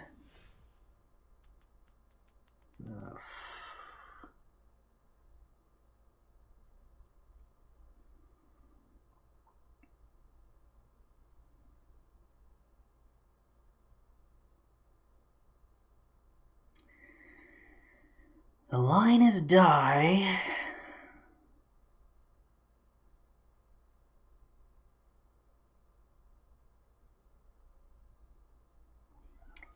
Rankle does 5 damage. Sacks Perilous Smears 8 damage.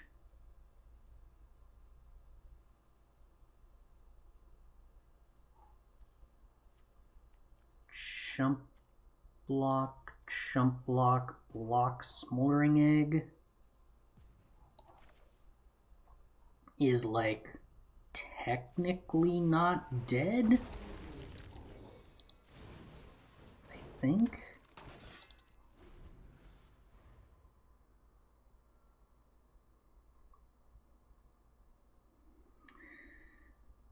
No, because I have to kill something with the Embrith of the Usher, right? Block Smoldering Egg here. No, and I can't block the Perilous Mirror. They should have attacked with the Judith, but I think I'm dead anyway. Oh, and the Mayhem Devil also does pings. No, I was super dead, no matter what.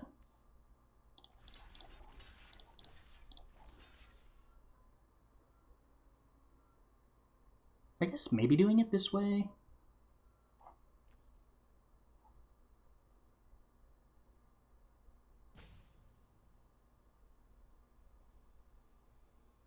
Maybe?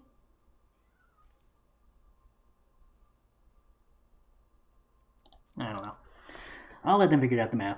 I think that I'm dead, though.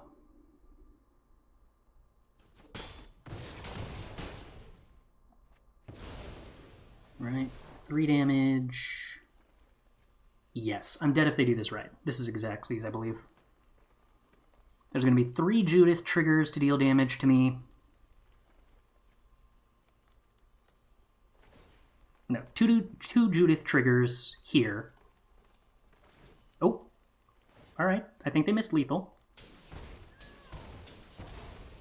No. Oh, they didn't choose to sacrifice with Rankle. Okay, okay. They super missed lethal, and now we need some way to make that relevant. We failed to draw a way to make that relevant. Whoops. We will take the play. I am willing to keep this hand that is probably going to go turn 2 Maze Mind Tome into History of Benalia, hopefully. Unless we hit an untapped land naturally, in which case I think I would prefer to just play the 2-mana 2-1. Are you a knight? Oh, you're a knight. Sweet! The synergy! What's the final prize? The final prize is a complete set of Kamigawa Neon Destiny cards. I assume that's a 1 of, not a 4 of.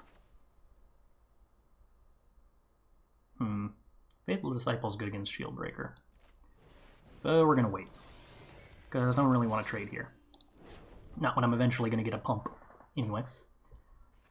I can possibly play Pride of the Conquerors that same turn. I'd like to hit an untapped land here. Reanimator? Really interesting. We could also... Oh, you're not a knight. Bummer. Oh well.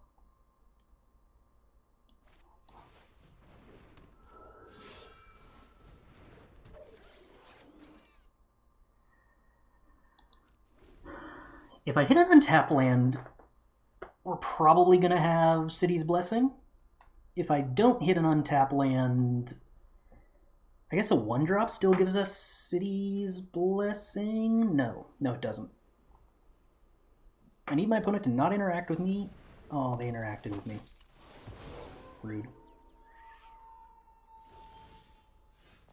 Yeah, we hit a tap land as well. Well, I'm going to assume Pride of the Conquerors for +1/+1 to the team is still good here.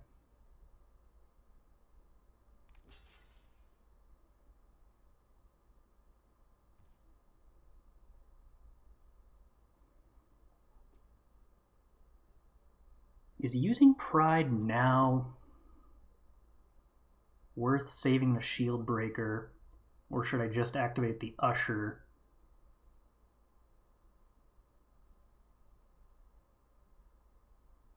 I think I'm probably just supposed to activate the Usher. Can I do this? Shows how much I played this limited format. Can I activate this at any point on my turn? Not just during combat? I think so. So I could have done that after combat in case they had like some 1-mana combat trick. Would have been slightly better. Moonrage Brute turning. That I didn't properly consider. That probably made playing Pride of the Conquerors correct, because I have tokens that this can get rid of. Yeah. Okay, cool. They're not pumping the Moonrage Brute. That's a small blessing.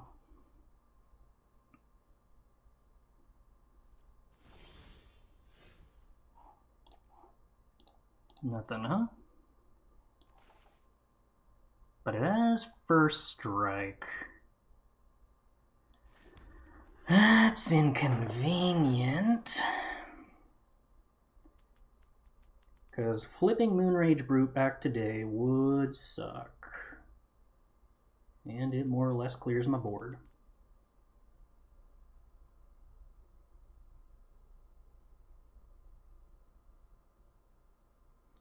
I can play Maze Mine Tome and draw a card.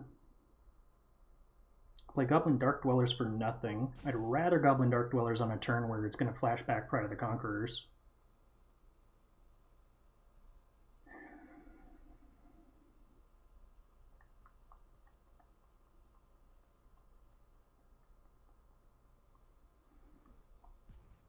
I'm not doing very much damage if I Pride of the Conquerors here.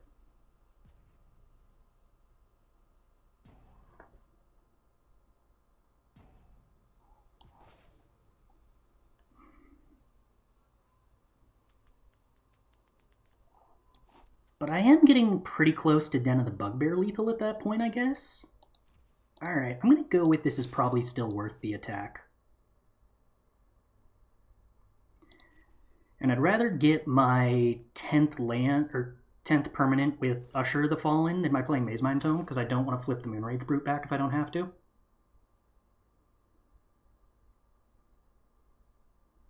My opponent is gaining a lot of life with Intrepid Adversary. That's annoying.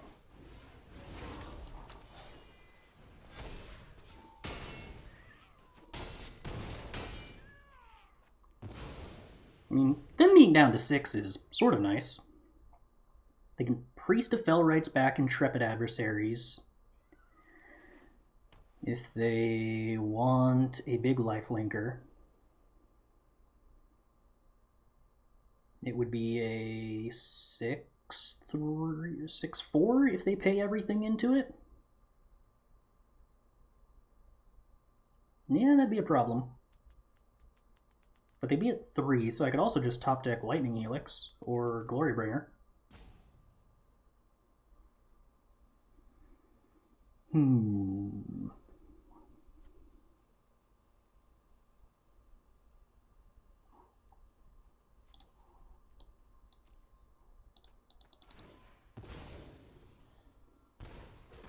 They choose to do that.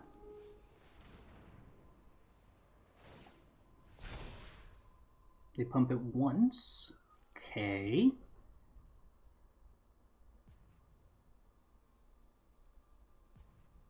It is no spells cast for Moonrage Brute.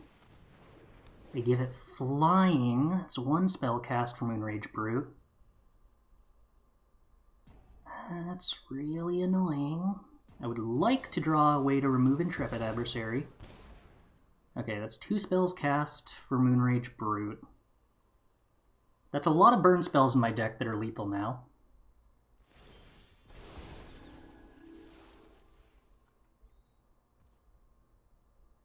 Exile the Scrap Heap Scrounger.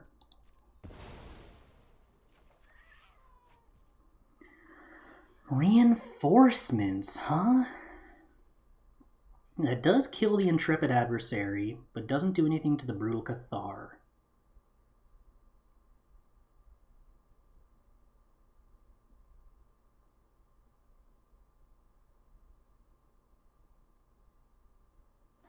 That's still worth playing over using Maze Mind Tome, right?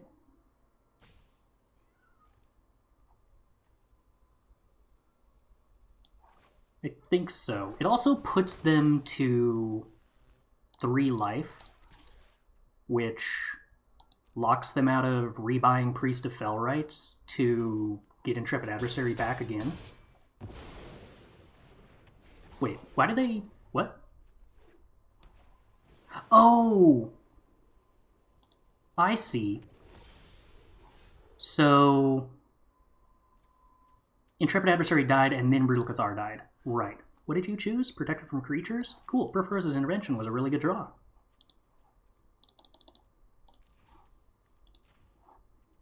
I would like to kill your Sarah's Emissary and then you, opponent. Whee! That was good. Yeah, lifelink was a big part of the complication there.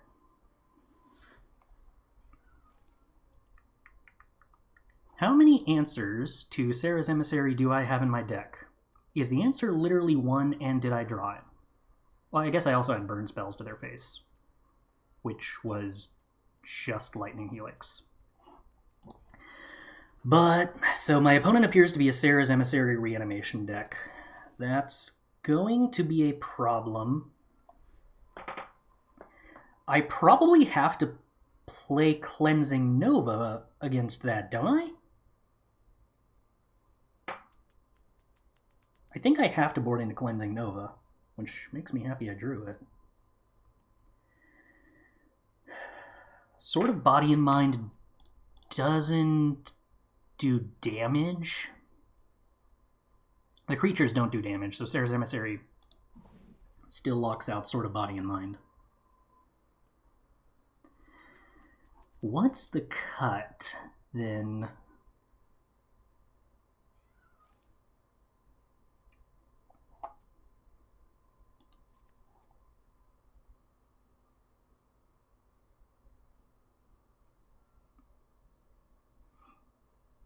Normally I wouldn't be crazy into Dragon's Rage Channeler, but the idea of looting towards Cleansing Nova is appealing?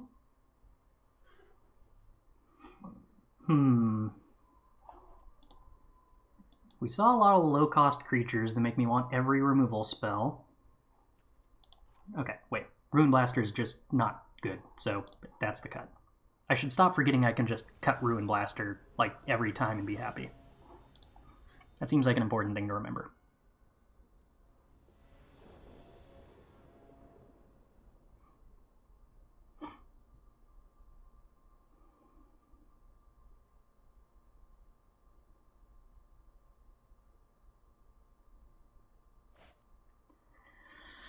I don't love the Cleansing Nova in my opening hand, but I do love History of Benalia with the mana to cast it and a Heroic Reinforcements. And I'm not sure the Fallen on turn 1. Okay, you know what? Deal. All removal spells. That's sad.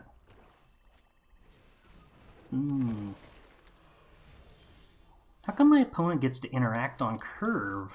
That seems unfairly good.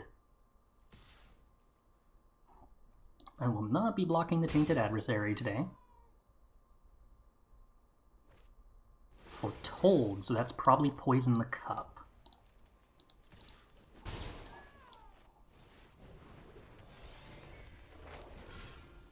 History Benalia into Heroic Reinforcements is going to feel very good. Hopefully my opponent attacks with Tainted Adversary. Cool. What else you got, opponent? Morbid Opportunist. That is not going to be good against this particular curve. However, I am flooding, and the Cleansing Nova is unlikely to be useful anytime soon. I guess I should be happy that my board state is good and my opponent's life total isn't great.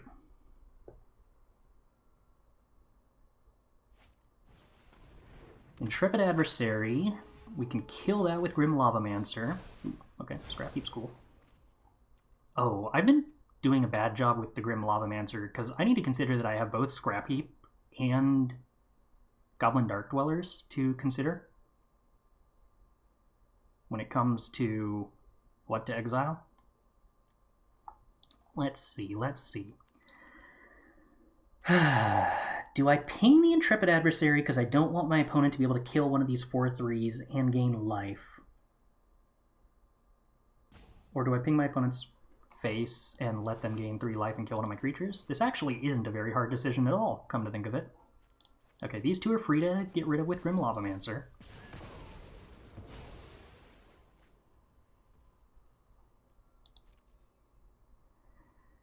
Do I attack with 1/1s? Yes, because every 1/1 that I attack with, the Morbid Opportunist already drew a card. If they block both 2/3, or if they block both 1/1s, then I'm getting through with a 4/3 and not losing a 4/3 to a 2/3, and that makes me happy. Okay, we play the Scrap Heap, and we shock the Godless Shrine. In case they kill Scrap Heap somehow. Whoa, Strider. Lots of creatures. Ooh. Alright, Sword of Body and Mind is interesting here.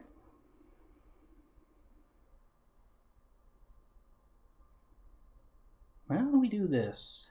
Suit up the 1/1 and attack, I'm guessing?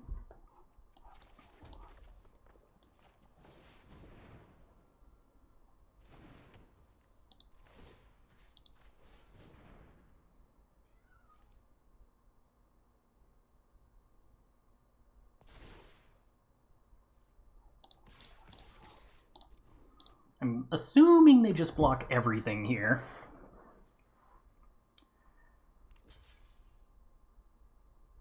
Yeah, trade with a Scrap Heap Scrounger.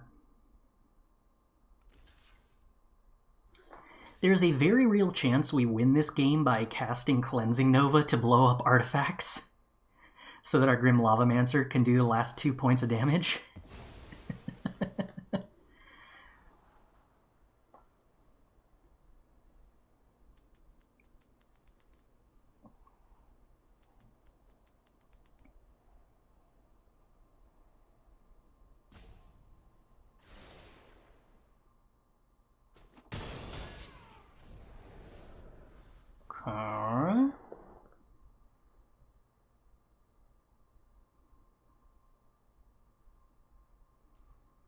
There's also a possibility that I'm not going to equip the sword this turn.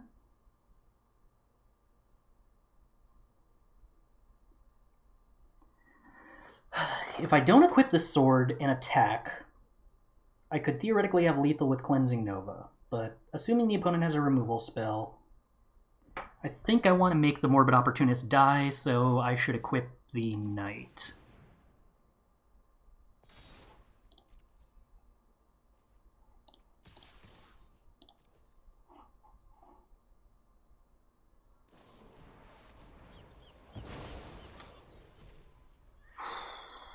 Yeah, okay, Settle the Wreckage is a pretty big problem.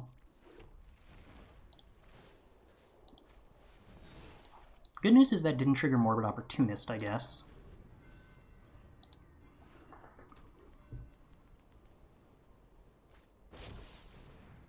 Starnheim Unleashed makes some angels.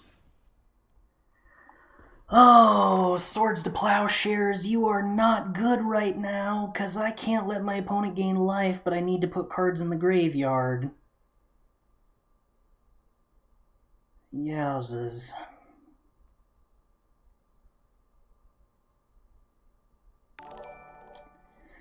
Wow. Settle the wreckage.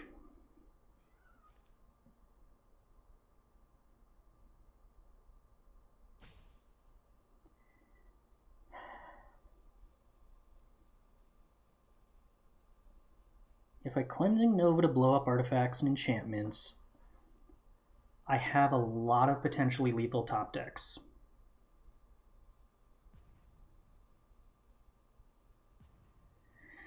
Yowzers, I hate this.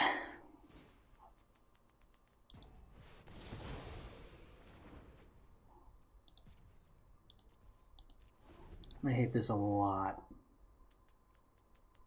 But I think this is the thing that plays around the most things. Alright. We burn the opponent's face. We put them to 2. We Swords to Plowshares our Lavamancer to fizzle the Vraska's Contempt. Top deck a Burn Spell, or a Glorybringer. Come on, deck. I played around it. I can't look cool one time? I tried very hard to look cool. I hope you all appreciate that. Bummer.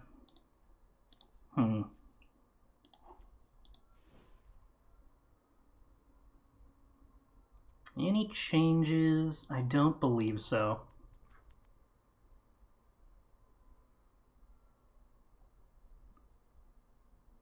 Oh, I should update the record. We lost at some point. Did we also win at some point? Does anyone remember what our actual record is right now? I have no clue.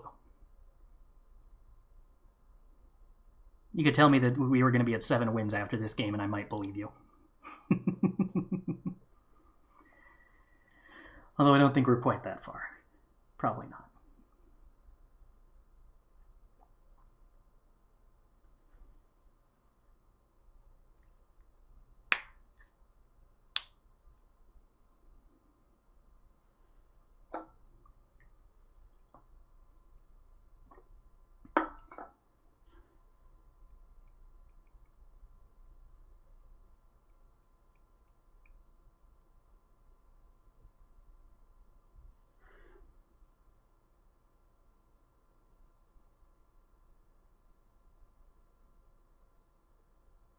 Opponent's doing a lot of thinking. I wonder if us having revealed a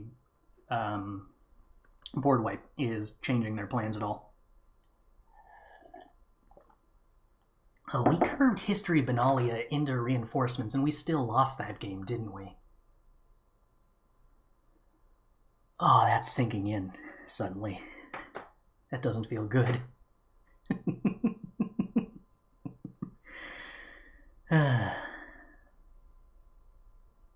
Maybe we'll do it again and win this time and make up for it. Alright. Opponent has decided on their sideboard plan.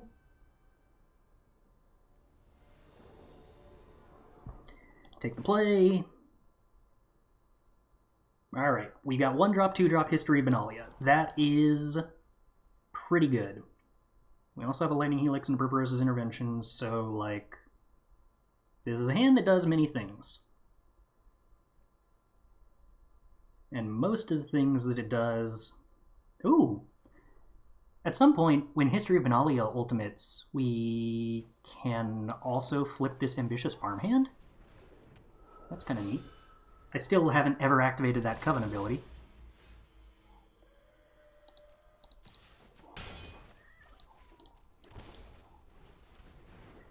Alright, alright, alright. We have some action. Glorybringer is nice too. We would like to draw lands now. This means other than 4 and 5 drops, there are not really any bad cards remaining in our deck. Now that we have 4 lands and no second red source, it would be kind of bad to draw more white sources. But this is looking good. This is the kind of start we like to see. Opponent's debating some kind of removal spell, probably Fatal Push, targets the Knight. Infernal Grasp. Okay. I don't mind my opponent paying 2 life. Graveyard Trespasser. Yeah, okay, that's actually sort of inconvenient. Paying for the ward doesn't excite me. You know what? Suddenly I don't actually think that's true.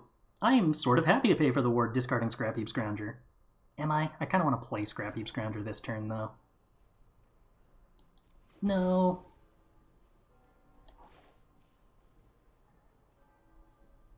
No, we'll put it in the graveyard. We can activate Usher the Fallen with our turn. That's still something. I don't really want to discard Glorybringer here.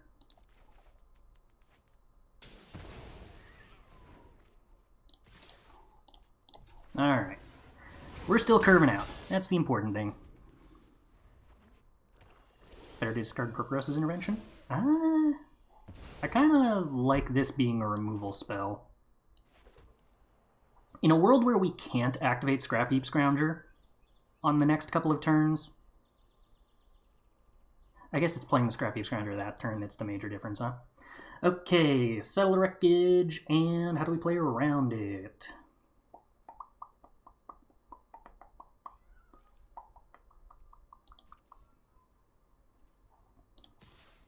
I'm willing to respect your Settle the Wreckage, opponent. Okay.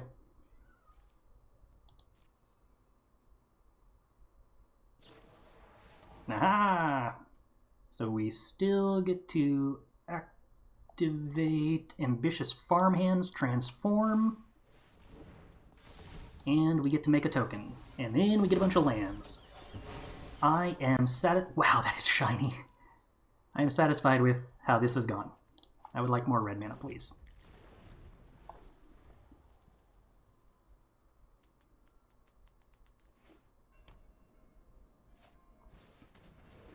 Even if the opponent decides to get back a big angel, we have Purpuros's Intervention as an answer to that. Or we could, like, play Glorybringer. So assuming this is a removal spell, which it probably is, what if I Purpuros's Intervention for 2 and then Heroic Reinforcements? I mean, that looks like pretty lethal. Maybe not quite. They remove the Seasoned Cathar.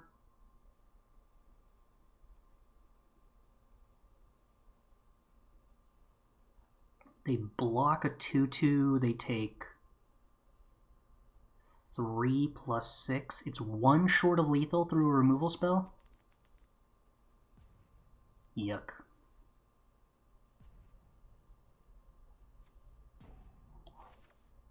Alright, I think it's just Heroic Reinforcements then.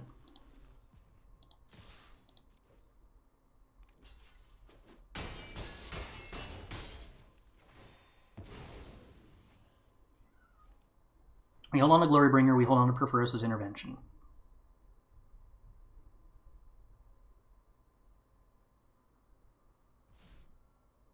So now, this probably isn't Poison the Cup, it's probably Make a Bunch of Angels.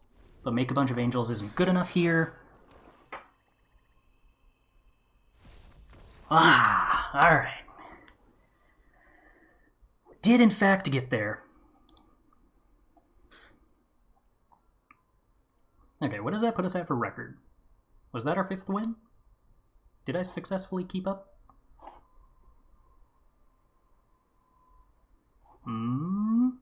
Arena? That is our 5th win. Okay, I was right. Hey, we win the dice roll. Look at that. Ship in a hand. Okay, this hand actually I like, so we will keep it. Get rid of Empress Shieldbreaker, I think.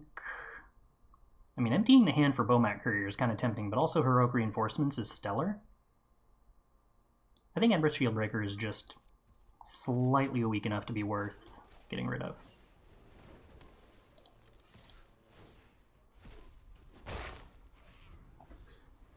How much RAM do you have? No idea, but I assume a decent amount. I should probably get more, though. Could always use more.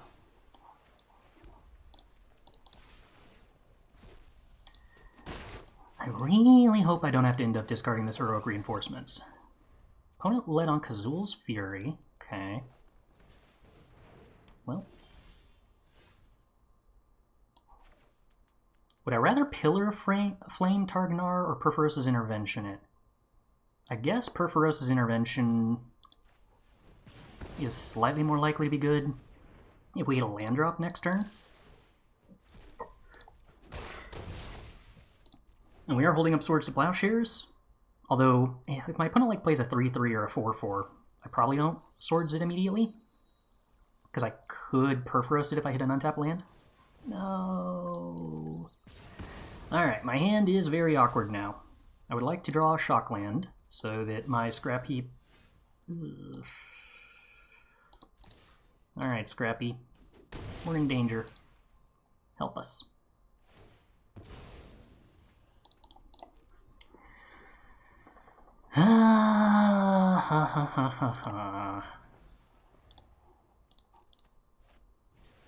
Alright, we can Perforos's Intervention that.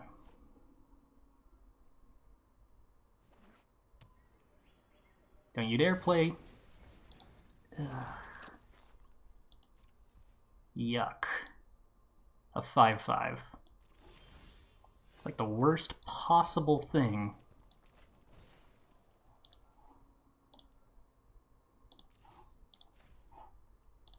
I have to like give them 5 life. It's like infinity life.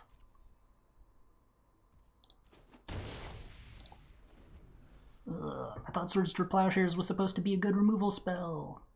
It is, because letting my opponent have a 5-5 would be worse than them gaining 5 life.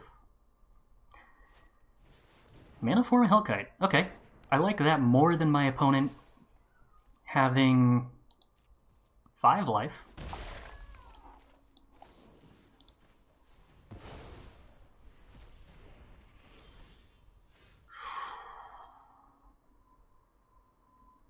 Well, we're not Ruin Blasting a land away, so I guess we're Ruin Blasting some life points away. Happy my opponent attacked with a 1-1. Very happy. Hi, kitty. What's up? Just stopping by, seeing what I'm up to. Not interested in talking. Okay, I see how it be. No?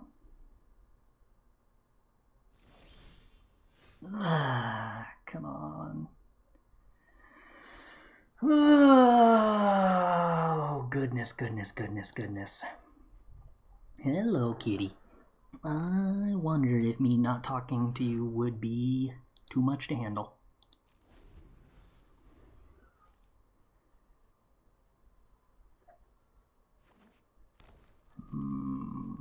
So much mana. So much mana.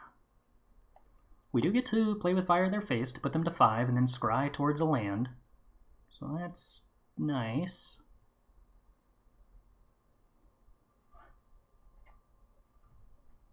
I guess.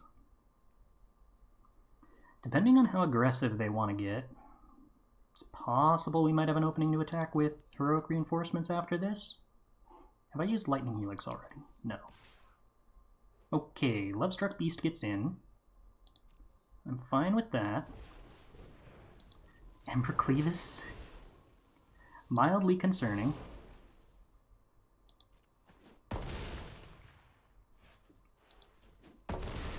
Okay, let's consider.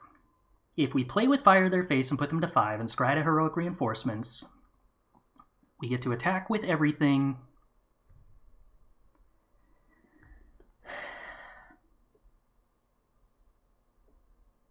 And they are forced to block with the 1-1 and the 2-1,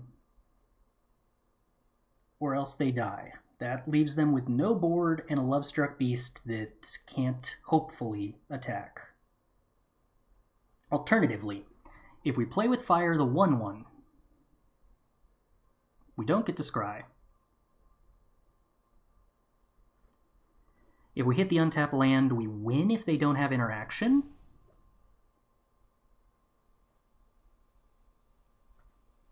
And if if we whiff on the untapped land, they equip the Pyromancer, swing for 6, and we die.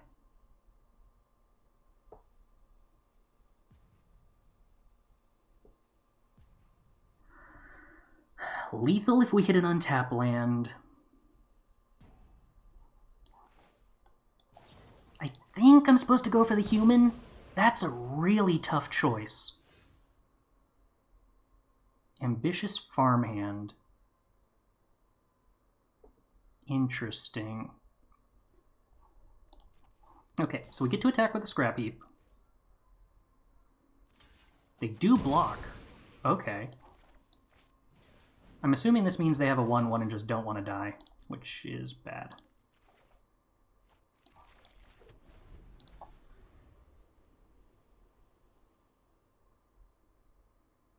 If they do have a 1/1, it meant that the line of play with fire their face was never going to work anyway. But them blocking is it. Oh, wait, what? Oh, 5. I thought that said 3, but yeah, they definitely have enough mana to do 5. That also is a reason why they would want to block and just play it safe. Ah, well, we 100% took the right line then. Play with fire, the right target, and didn't hit the out. Brutal.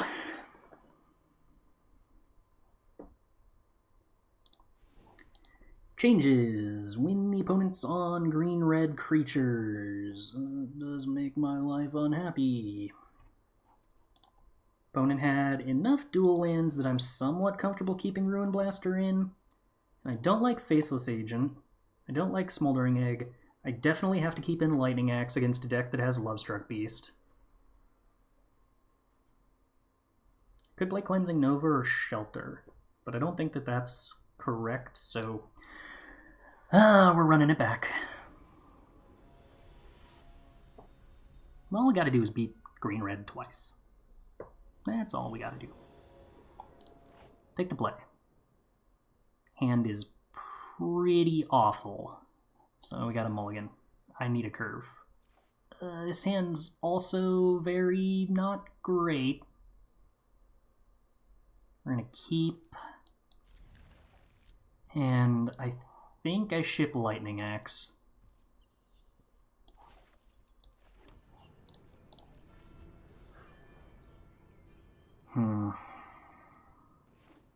Well, we have Ruin Blaster at least. Lava Runner in our opponent's green-red deck. Huh, okay. It's kind of surprising, but it does block my Ambitious Farmhand rather well. I would like to find a 2-drop. Or a good 1-drop, I guess. Or better yet, a really good 3-drop like History of Benalia. Opponent wants to do 1 damage rather than prevent damage. Targnar. Okay. You know what? Swords to Plowshares. It's still a card that does a lot. And isn't a bad target for Goblin Dark Dweller if we somehow manage to out-mid-range this. With the right cards, it's possible we could do that. Our opponent plays a land that is a target for Goblin Ruin Blaster just in time. You'll love to see it. Earthshaker Kenra. That's probably worth Swordsing.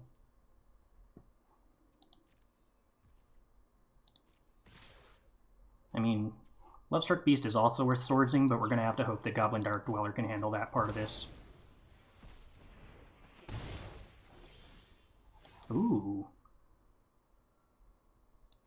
Heroic Reinforcements is tempting, but the possibility that our opponent could have their next land drop missed, I think, makes playing Ruin Blaster better.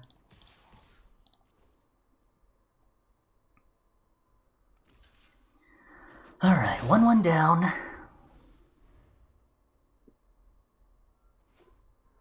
Opponent hits a land.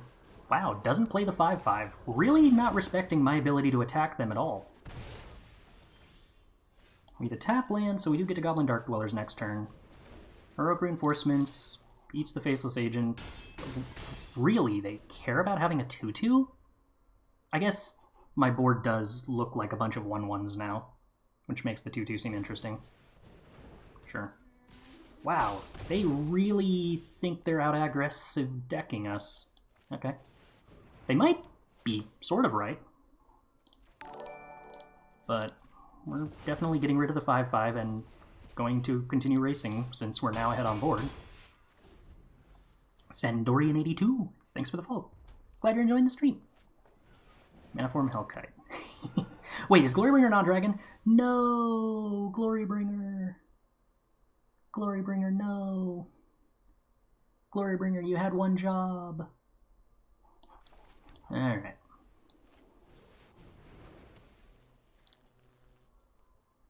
Am I exerting to kill a faceless agent? Yeah.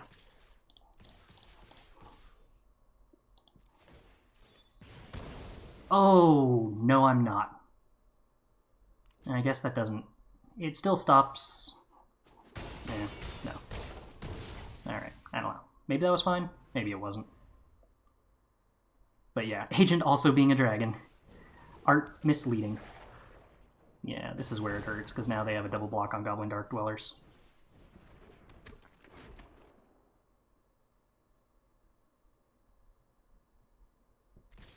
Whoa, opponent! Really? Yowzas.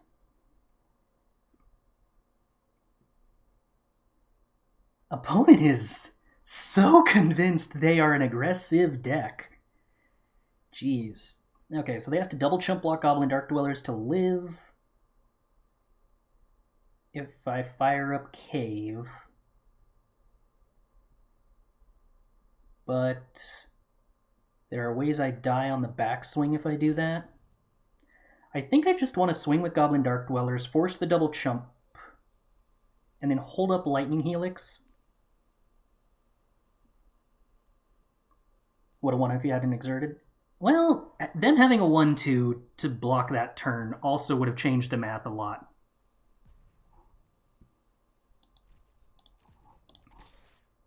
I think I hold back the 1-1 as the blocker for the Faceless Agent. Okay, or they just don't block. Opponent is the most aggressive person I have ever seen.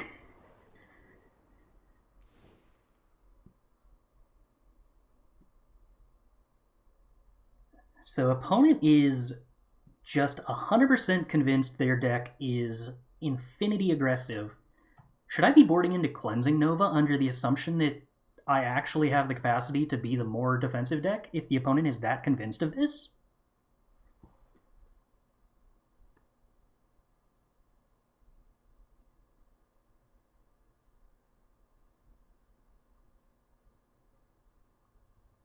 Okay, I'm willing to cut Scrap Heap Scrounger to find out if that's true.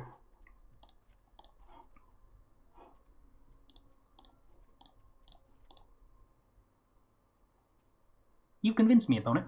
I believe you understand how your deck maybe functions. I'll take your word over it over mine, anyway.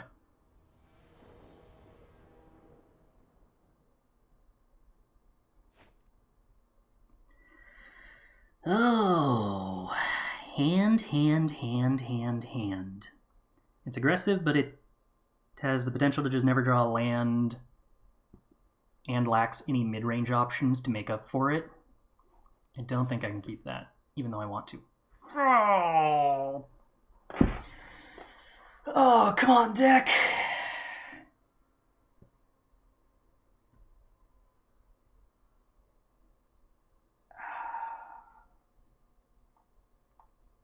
So what do we do here?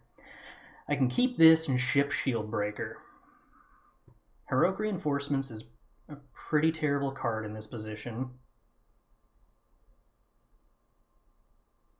Going to 5 is also pretty bad, but has the potential to hit a hand that just has Experimental Frenzy or Maze Mind Tome. This hand also has the potential to draw into Maze Mind Tome. The problem is that a red source doesn't even save this hand. We get Lightning Helix, which another red source might give us Dark Dwellers, but Heroic Reinforcements is kind of terrible here.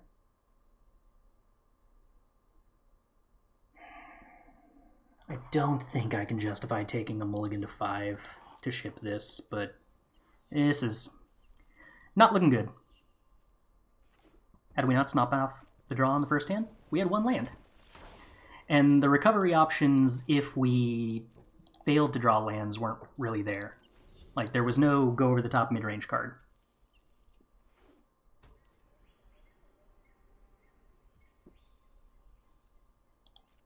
I don't think I'm swordsing this Lava Runner. I also don't know that I'm swordsing Grim Initiate. I'm definitely swordsing Lovestruck Beast. Okay. Magic the Gathering.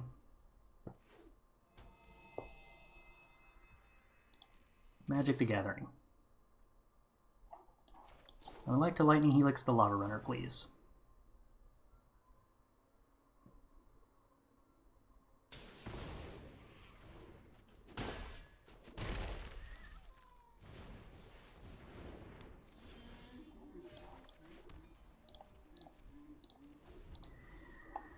Okay, still need a second red source. The plains kind of hurts.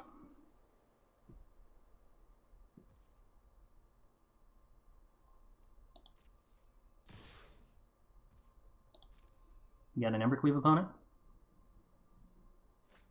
Yeah, you do. You gonna put that on the Lovestruck Beast because I waited to play swords? Yeah, you are. Okay.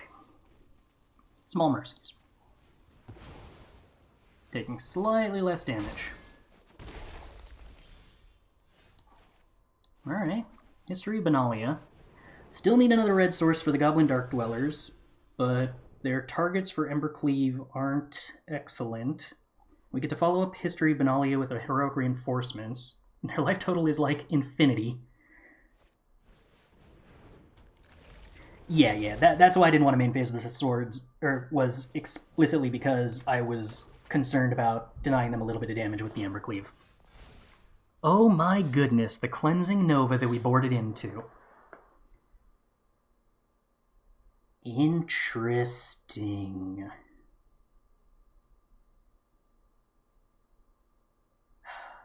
That makes this Heroic Reinforcement so awkward, though.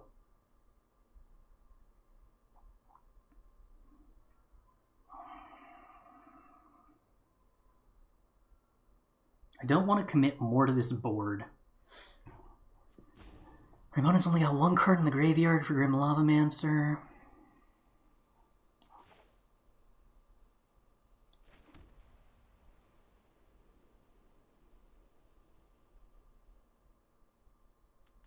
I could wait to Cleansing Nova. Oh, no, I'm not planning to blow up Embercleave. I was going to plan to blow up the board. But maybe we blow up the Embercleave, I guess. We put our Emberith on the bottom, yeah.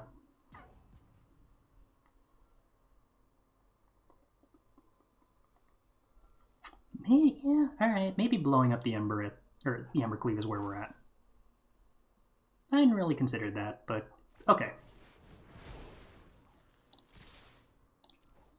Let's develop the board.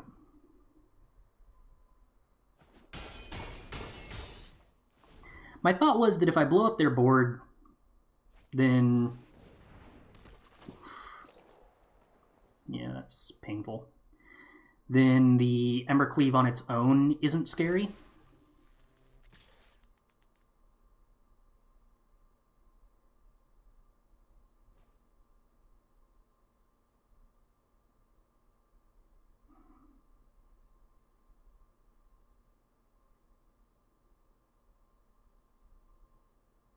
If I hit a red source, what am I doing with this Goblin Dark Dwellers? Am I Lightning Helix the Helena and Elena, or am I swordsing the Grim Initiate? Or am I Cleansing Novaing the board away?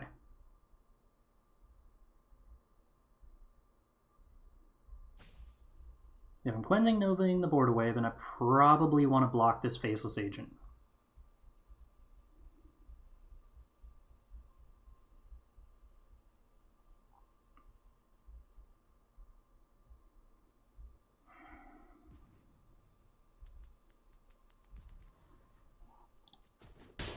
I think I'm Lightning Helixing the Helena if we hit a red source. Having not hit the red source...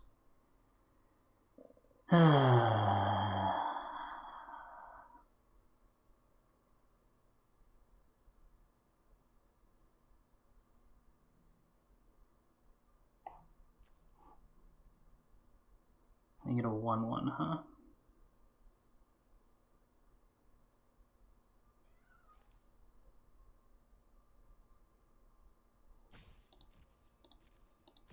I think I have to clear the board. I don't think I can beat this Helena and Helena.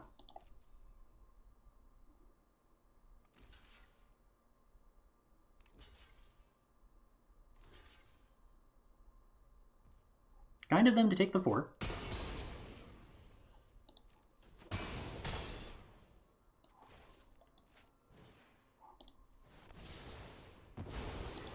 I get a 1-1 to put an Embercleave on.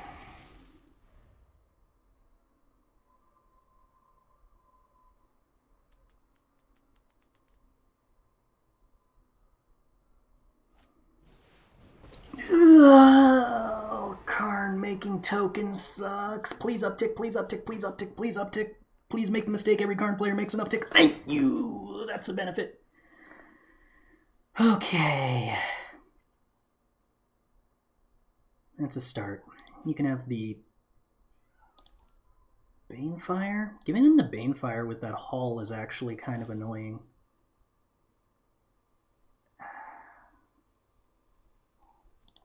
Alright, you can have the Dragon's Rage Channelers.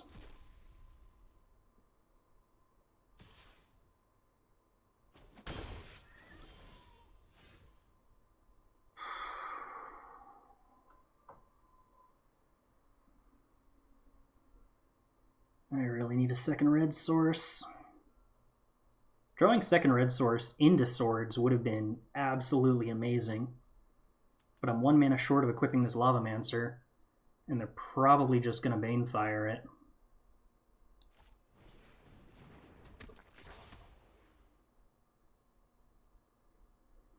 I'm half tempted to not play the Sword of Body and Mind to tell the opponent not to remove the Lavamancer, but I think they remove the Lavamancer even if I don't have the swords in play, so I should put the swords in play.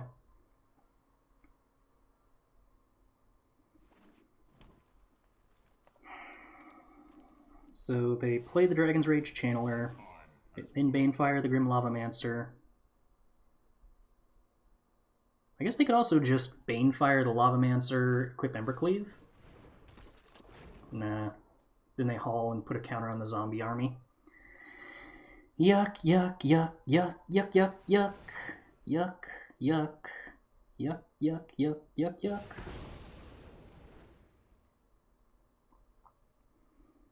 I really need to hit a red source, please. Untapped.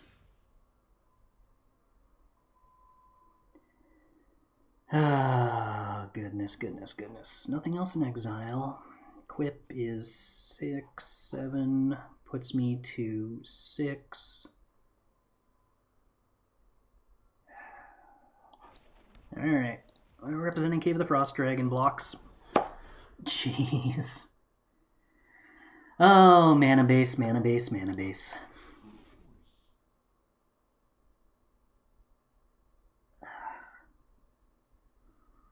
We can't give them Royal Eruption because that lets them pump the zombie army and then equip it with Embercleave. Well, no, wait, I guess it doesn't.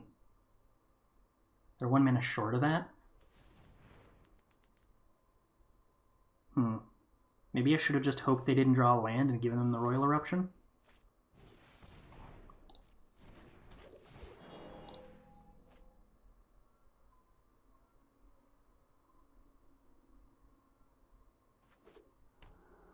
They hit the land drop. They put an Embercleave on the zombie army token. An attack, I trade with Cave. No. Okay.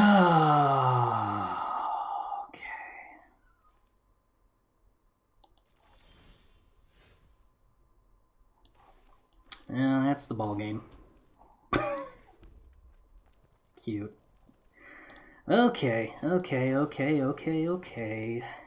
So I could equip the sword here, block annex, trample, no.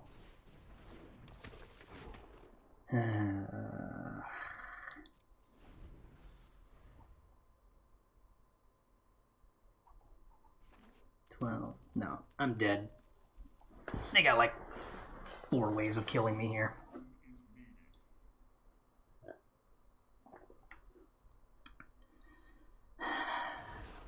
There were turns that playing Goblin Dark Dwellers would have stabilized against this curve, even if only barely.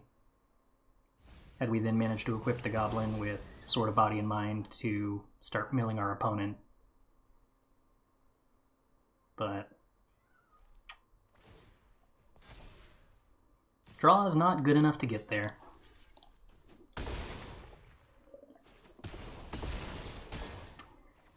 Well, luckily we are not out of it yet, but that is a painful way to go. I guess the way that entire game played out did... Oh, this hand's stellar. The way that game played out does make me consider that possibly it was incorrect to have shipped the Shatter against a deck that I knew had Embercleave, and to have gotten rid of the 5-drop instead. Huh. Tempting as it is to play with Fire the Knight, I'm probably just supposed to play Scrapheap Scrounger and pass instead.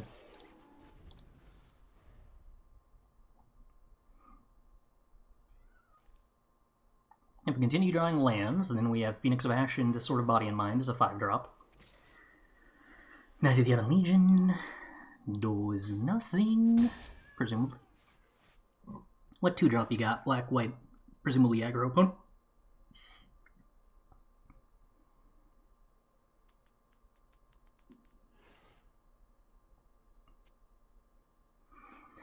If they remove Scrapheap Scrounger, what am I doing about this Knight of the Ebon Legion? If they pump it... I was gonna say my ability to kill this Knight of the Ebon Legion if it gets a counter on it becomes incredibly limited, but we could just top deck Swords to Plowshares and then that isn't a consideration.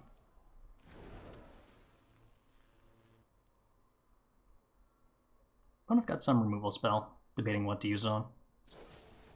Okay. Heartless Act on my Phoenix. Works for me. We'll do 4. Does the opponent want to pump the knight? If they do, I'm happy to swords. Midnight Reaper. That is also a card that I am happy to swords.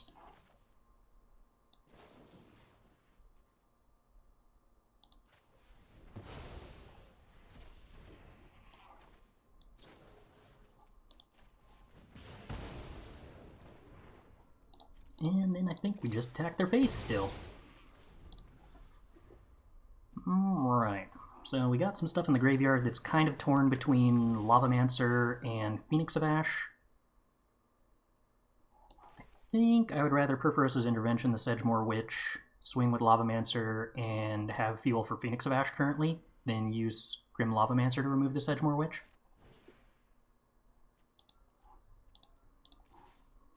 This is Pale Life, right? Yes.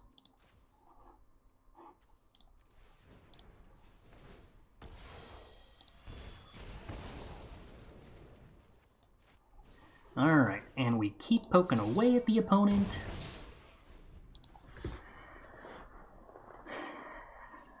Feeling moderately successful with the way this is playing.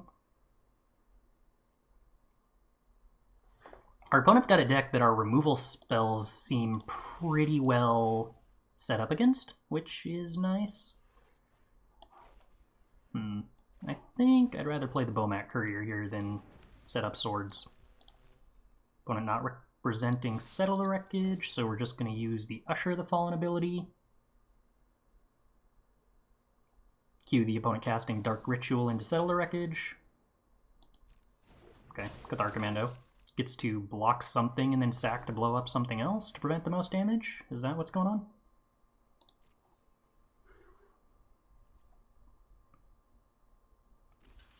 Nope. It is not.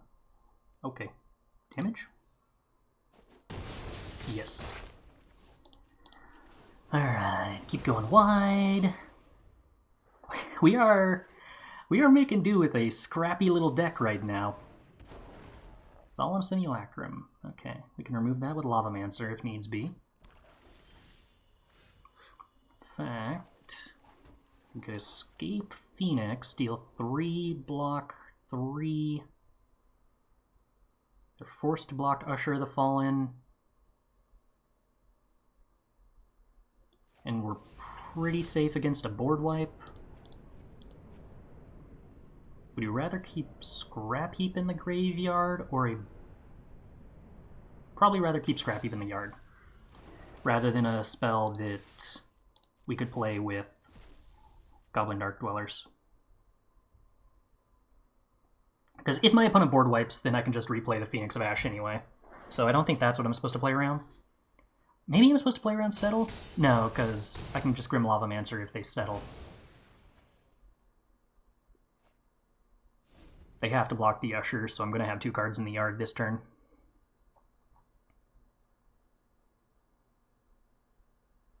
I guess if they did the 5-drop sorcery that exiles all cards 3 mana or less, but I don't think that's in the cube. Alrighty.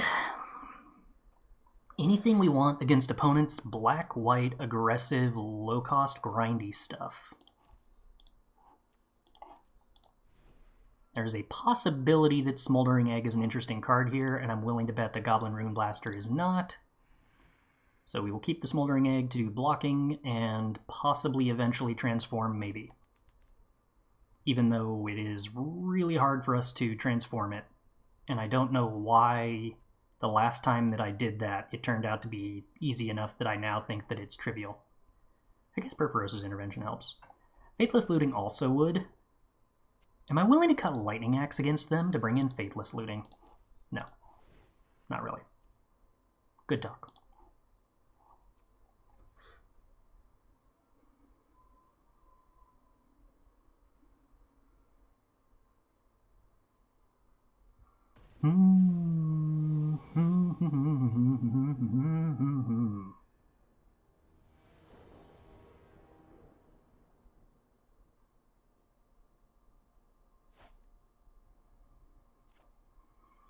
Well, I'm not throwing away swords, and Experimental Frenzy is a pretty good card. So this is a keep. Redain's also interesting. I don't think it's worth shocking to tempo out swords on a 1-drop. So, Godless Shrine down it is. Nothing from the opponent on turn 2. Although that could be flashing in a 3-1.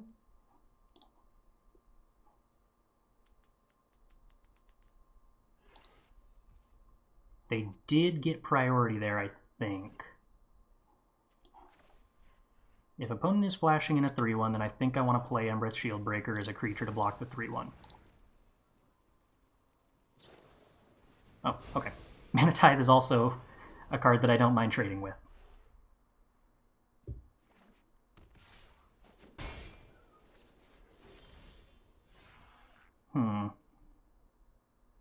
Could try to play Redain to block the Gutterbones, although there's a possibility that Valkyria is just good against them.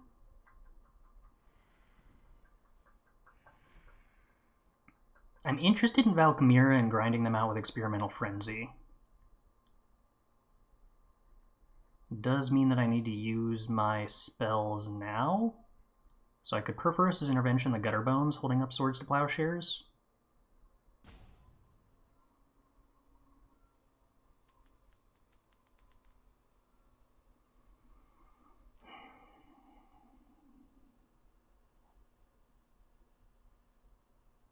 I could also just ignore the Gutterbones entirely. I kind of like the ignore the Gutterbones entirely line. Although, again, Experimental Frenzy kind of rewards me for dumping my hand.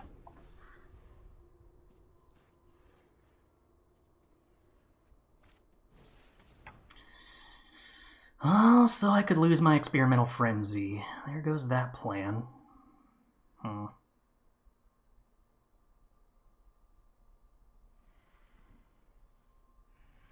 You should take something that's not Experimental Frenzy, opponent. Just because that'd make me happier.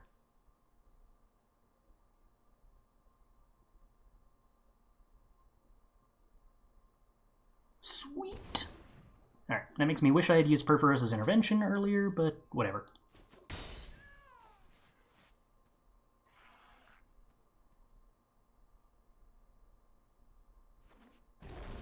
Ooh. Shocking Agony. Aggressive. To play what? Murderous Rider? Really? Okay.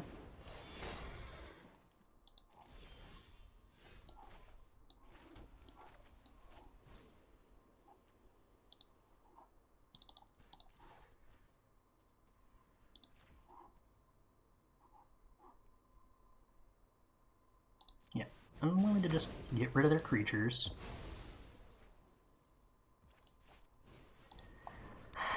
What does that mean? That they have some creature they think is good that they want to protect from me? Am I willing to trade off with Gutterbones? No. I think Lavamancer is just very valuable right now. How did they not take Experimental Frenzy earlier? I thought they were going to do something that punished me for that.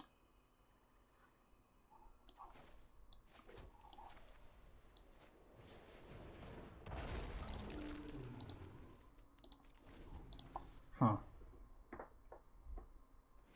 Maybe they just really couldn't beat Valkymera.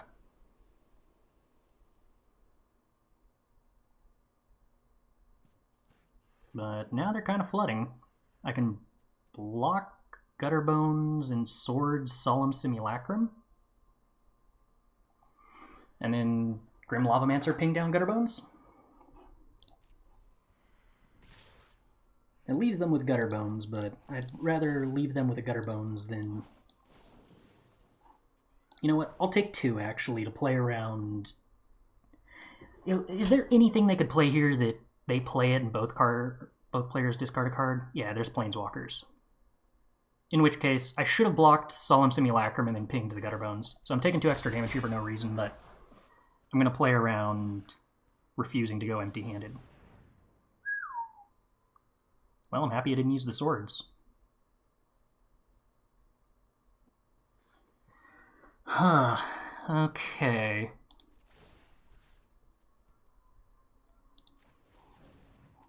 So we ping Gutterbones.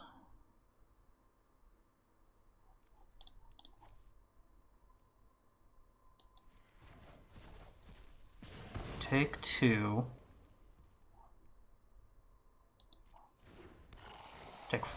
Take 0, because I'm going to Swords the Massacre Worm in response. Leave the opponent with the Simulacrum.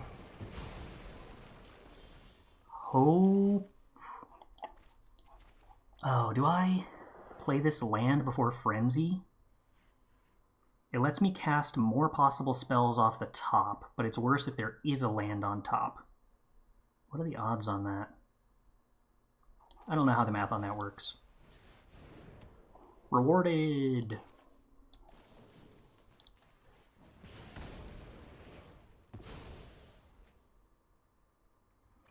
Well, then I'll let them draw a card here so they don't get the Gutterbones back. Playing the land, I believe the math would be correct, or I can believe that the math is correct if you are inconstructed. I don't know if that's the case here. Please hit Glorybringer or my 5-drop. Okay. We're in danger.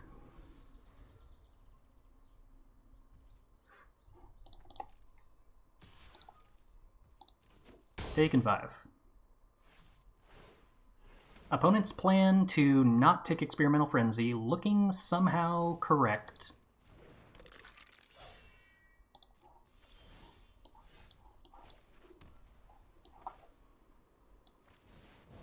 Okay.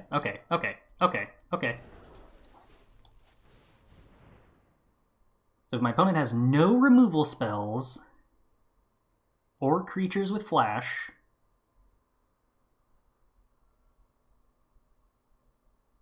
you're telling me there's a tiny chance. Opponent, this priority you have is really rude, because I need you to not have any interaction. Opponent, that's interaction. Okay.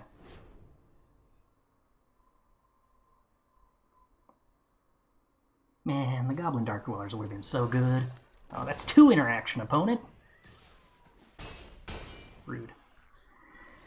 Okay. We're gonna need a hand that does more than that, then.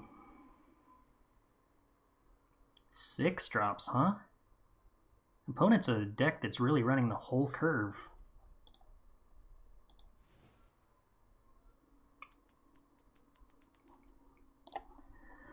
Okie dokie, no changes.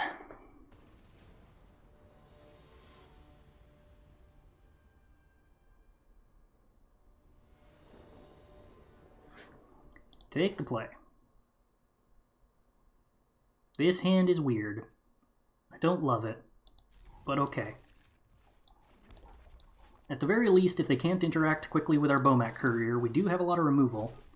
The Sword of Body and Mind and the Pride of the Conquerors... not likely to do too much here. Dread Wanderer, okay. Maze Mind Tome, huh? That's interesting. And also worth playing because that scries towards lands. And I really want to play lands right now.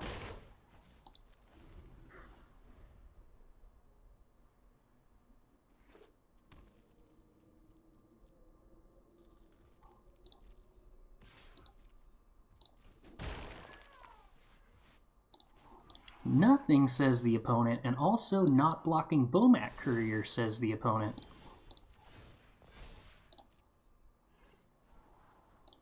Good enough.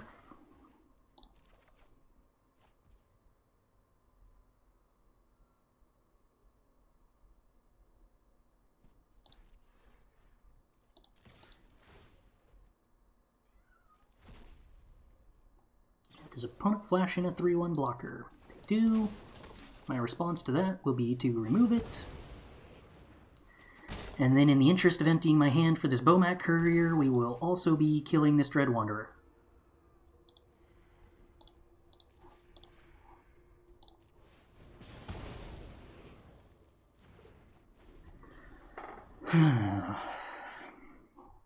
Should set an upkeep stop to debate what I'm doing with the Maze Mind Tome, depending on how my opponent plays this.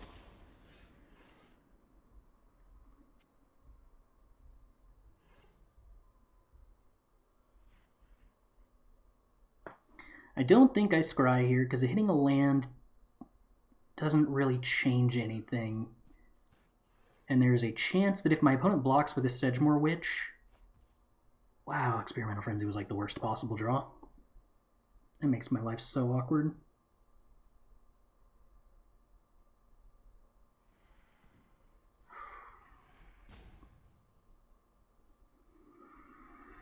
Choices.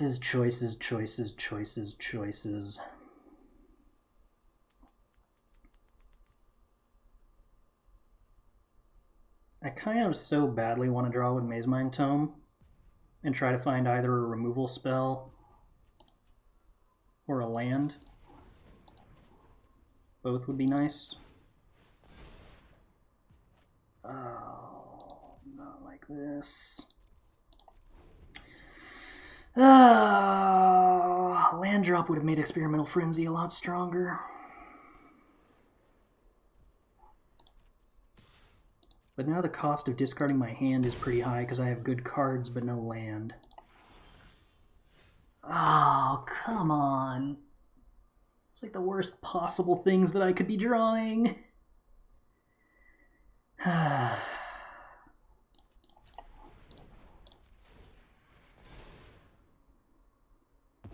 Sedgemoor Witch is going to get to start making tokens now.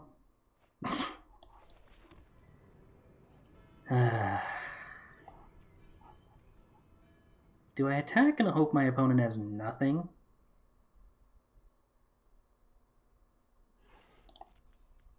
I lose to anything anyway, so why not?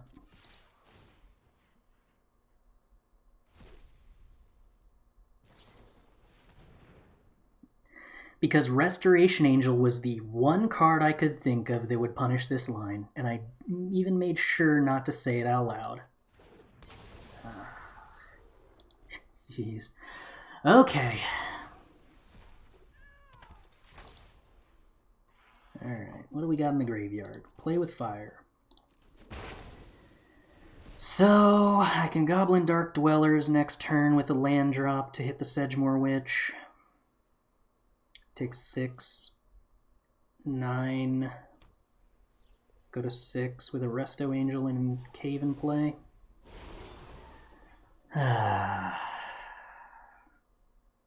So I need to top deck Swords.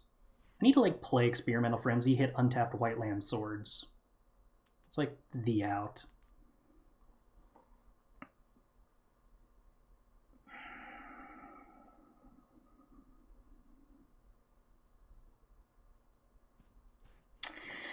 I'm not happy with how much the luck dried up this match.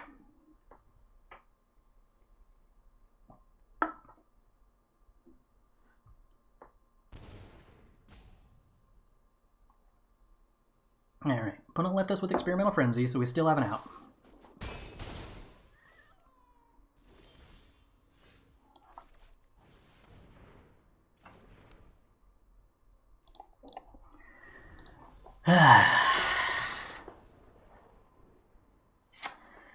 Sometimes there's no justice. It makes us savor the times where there's some. Oh well. 5 and 3. This deck was better than that, but oh well. Oh well. It's not terrible. The important thing is that we got the rare wildcards. Short of the 7-0, or well, I guess the 7-2. That was the objective. So, could be worse. Could be worse.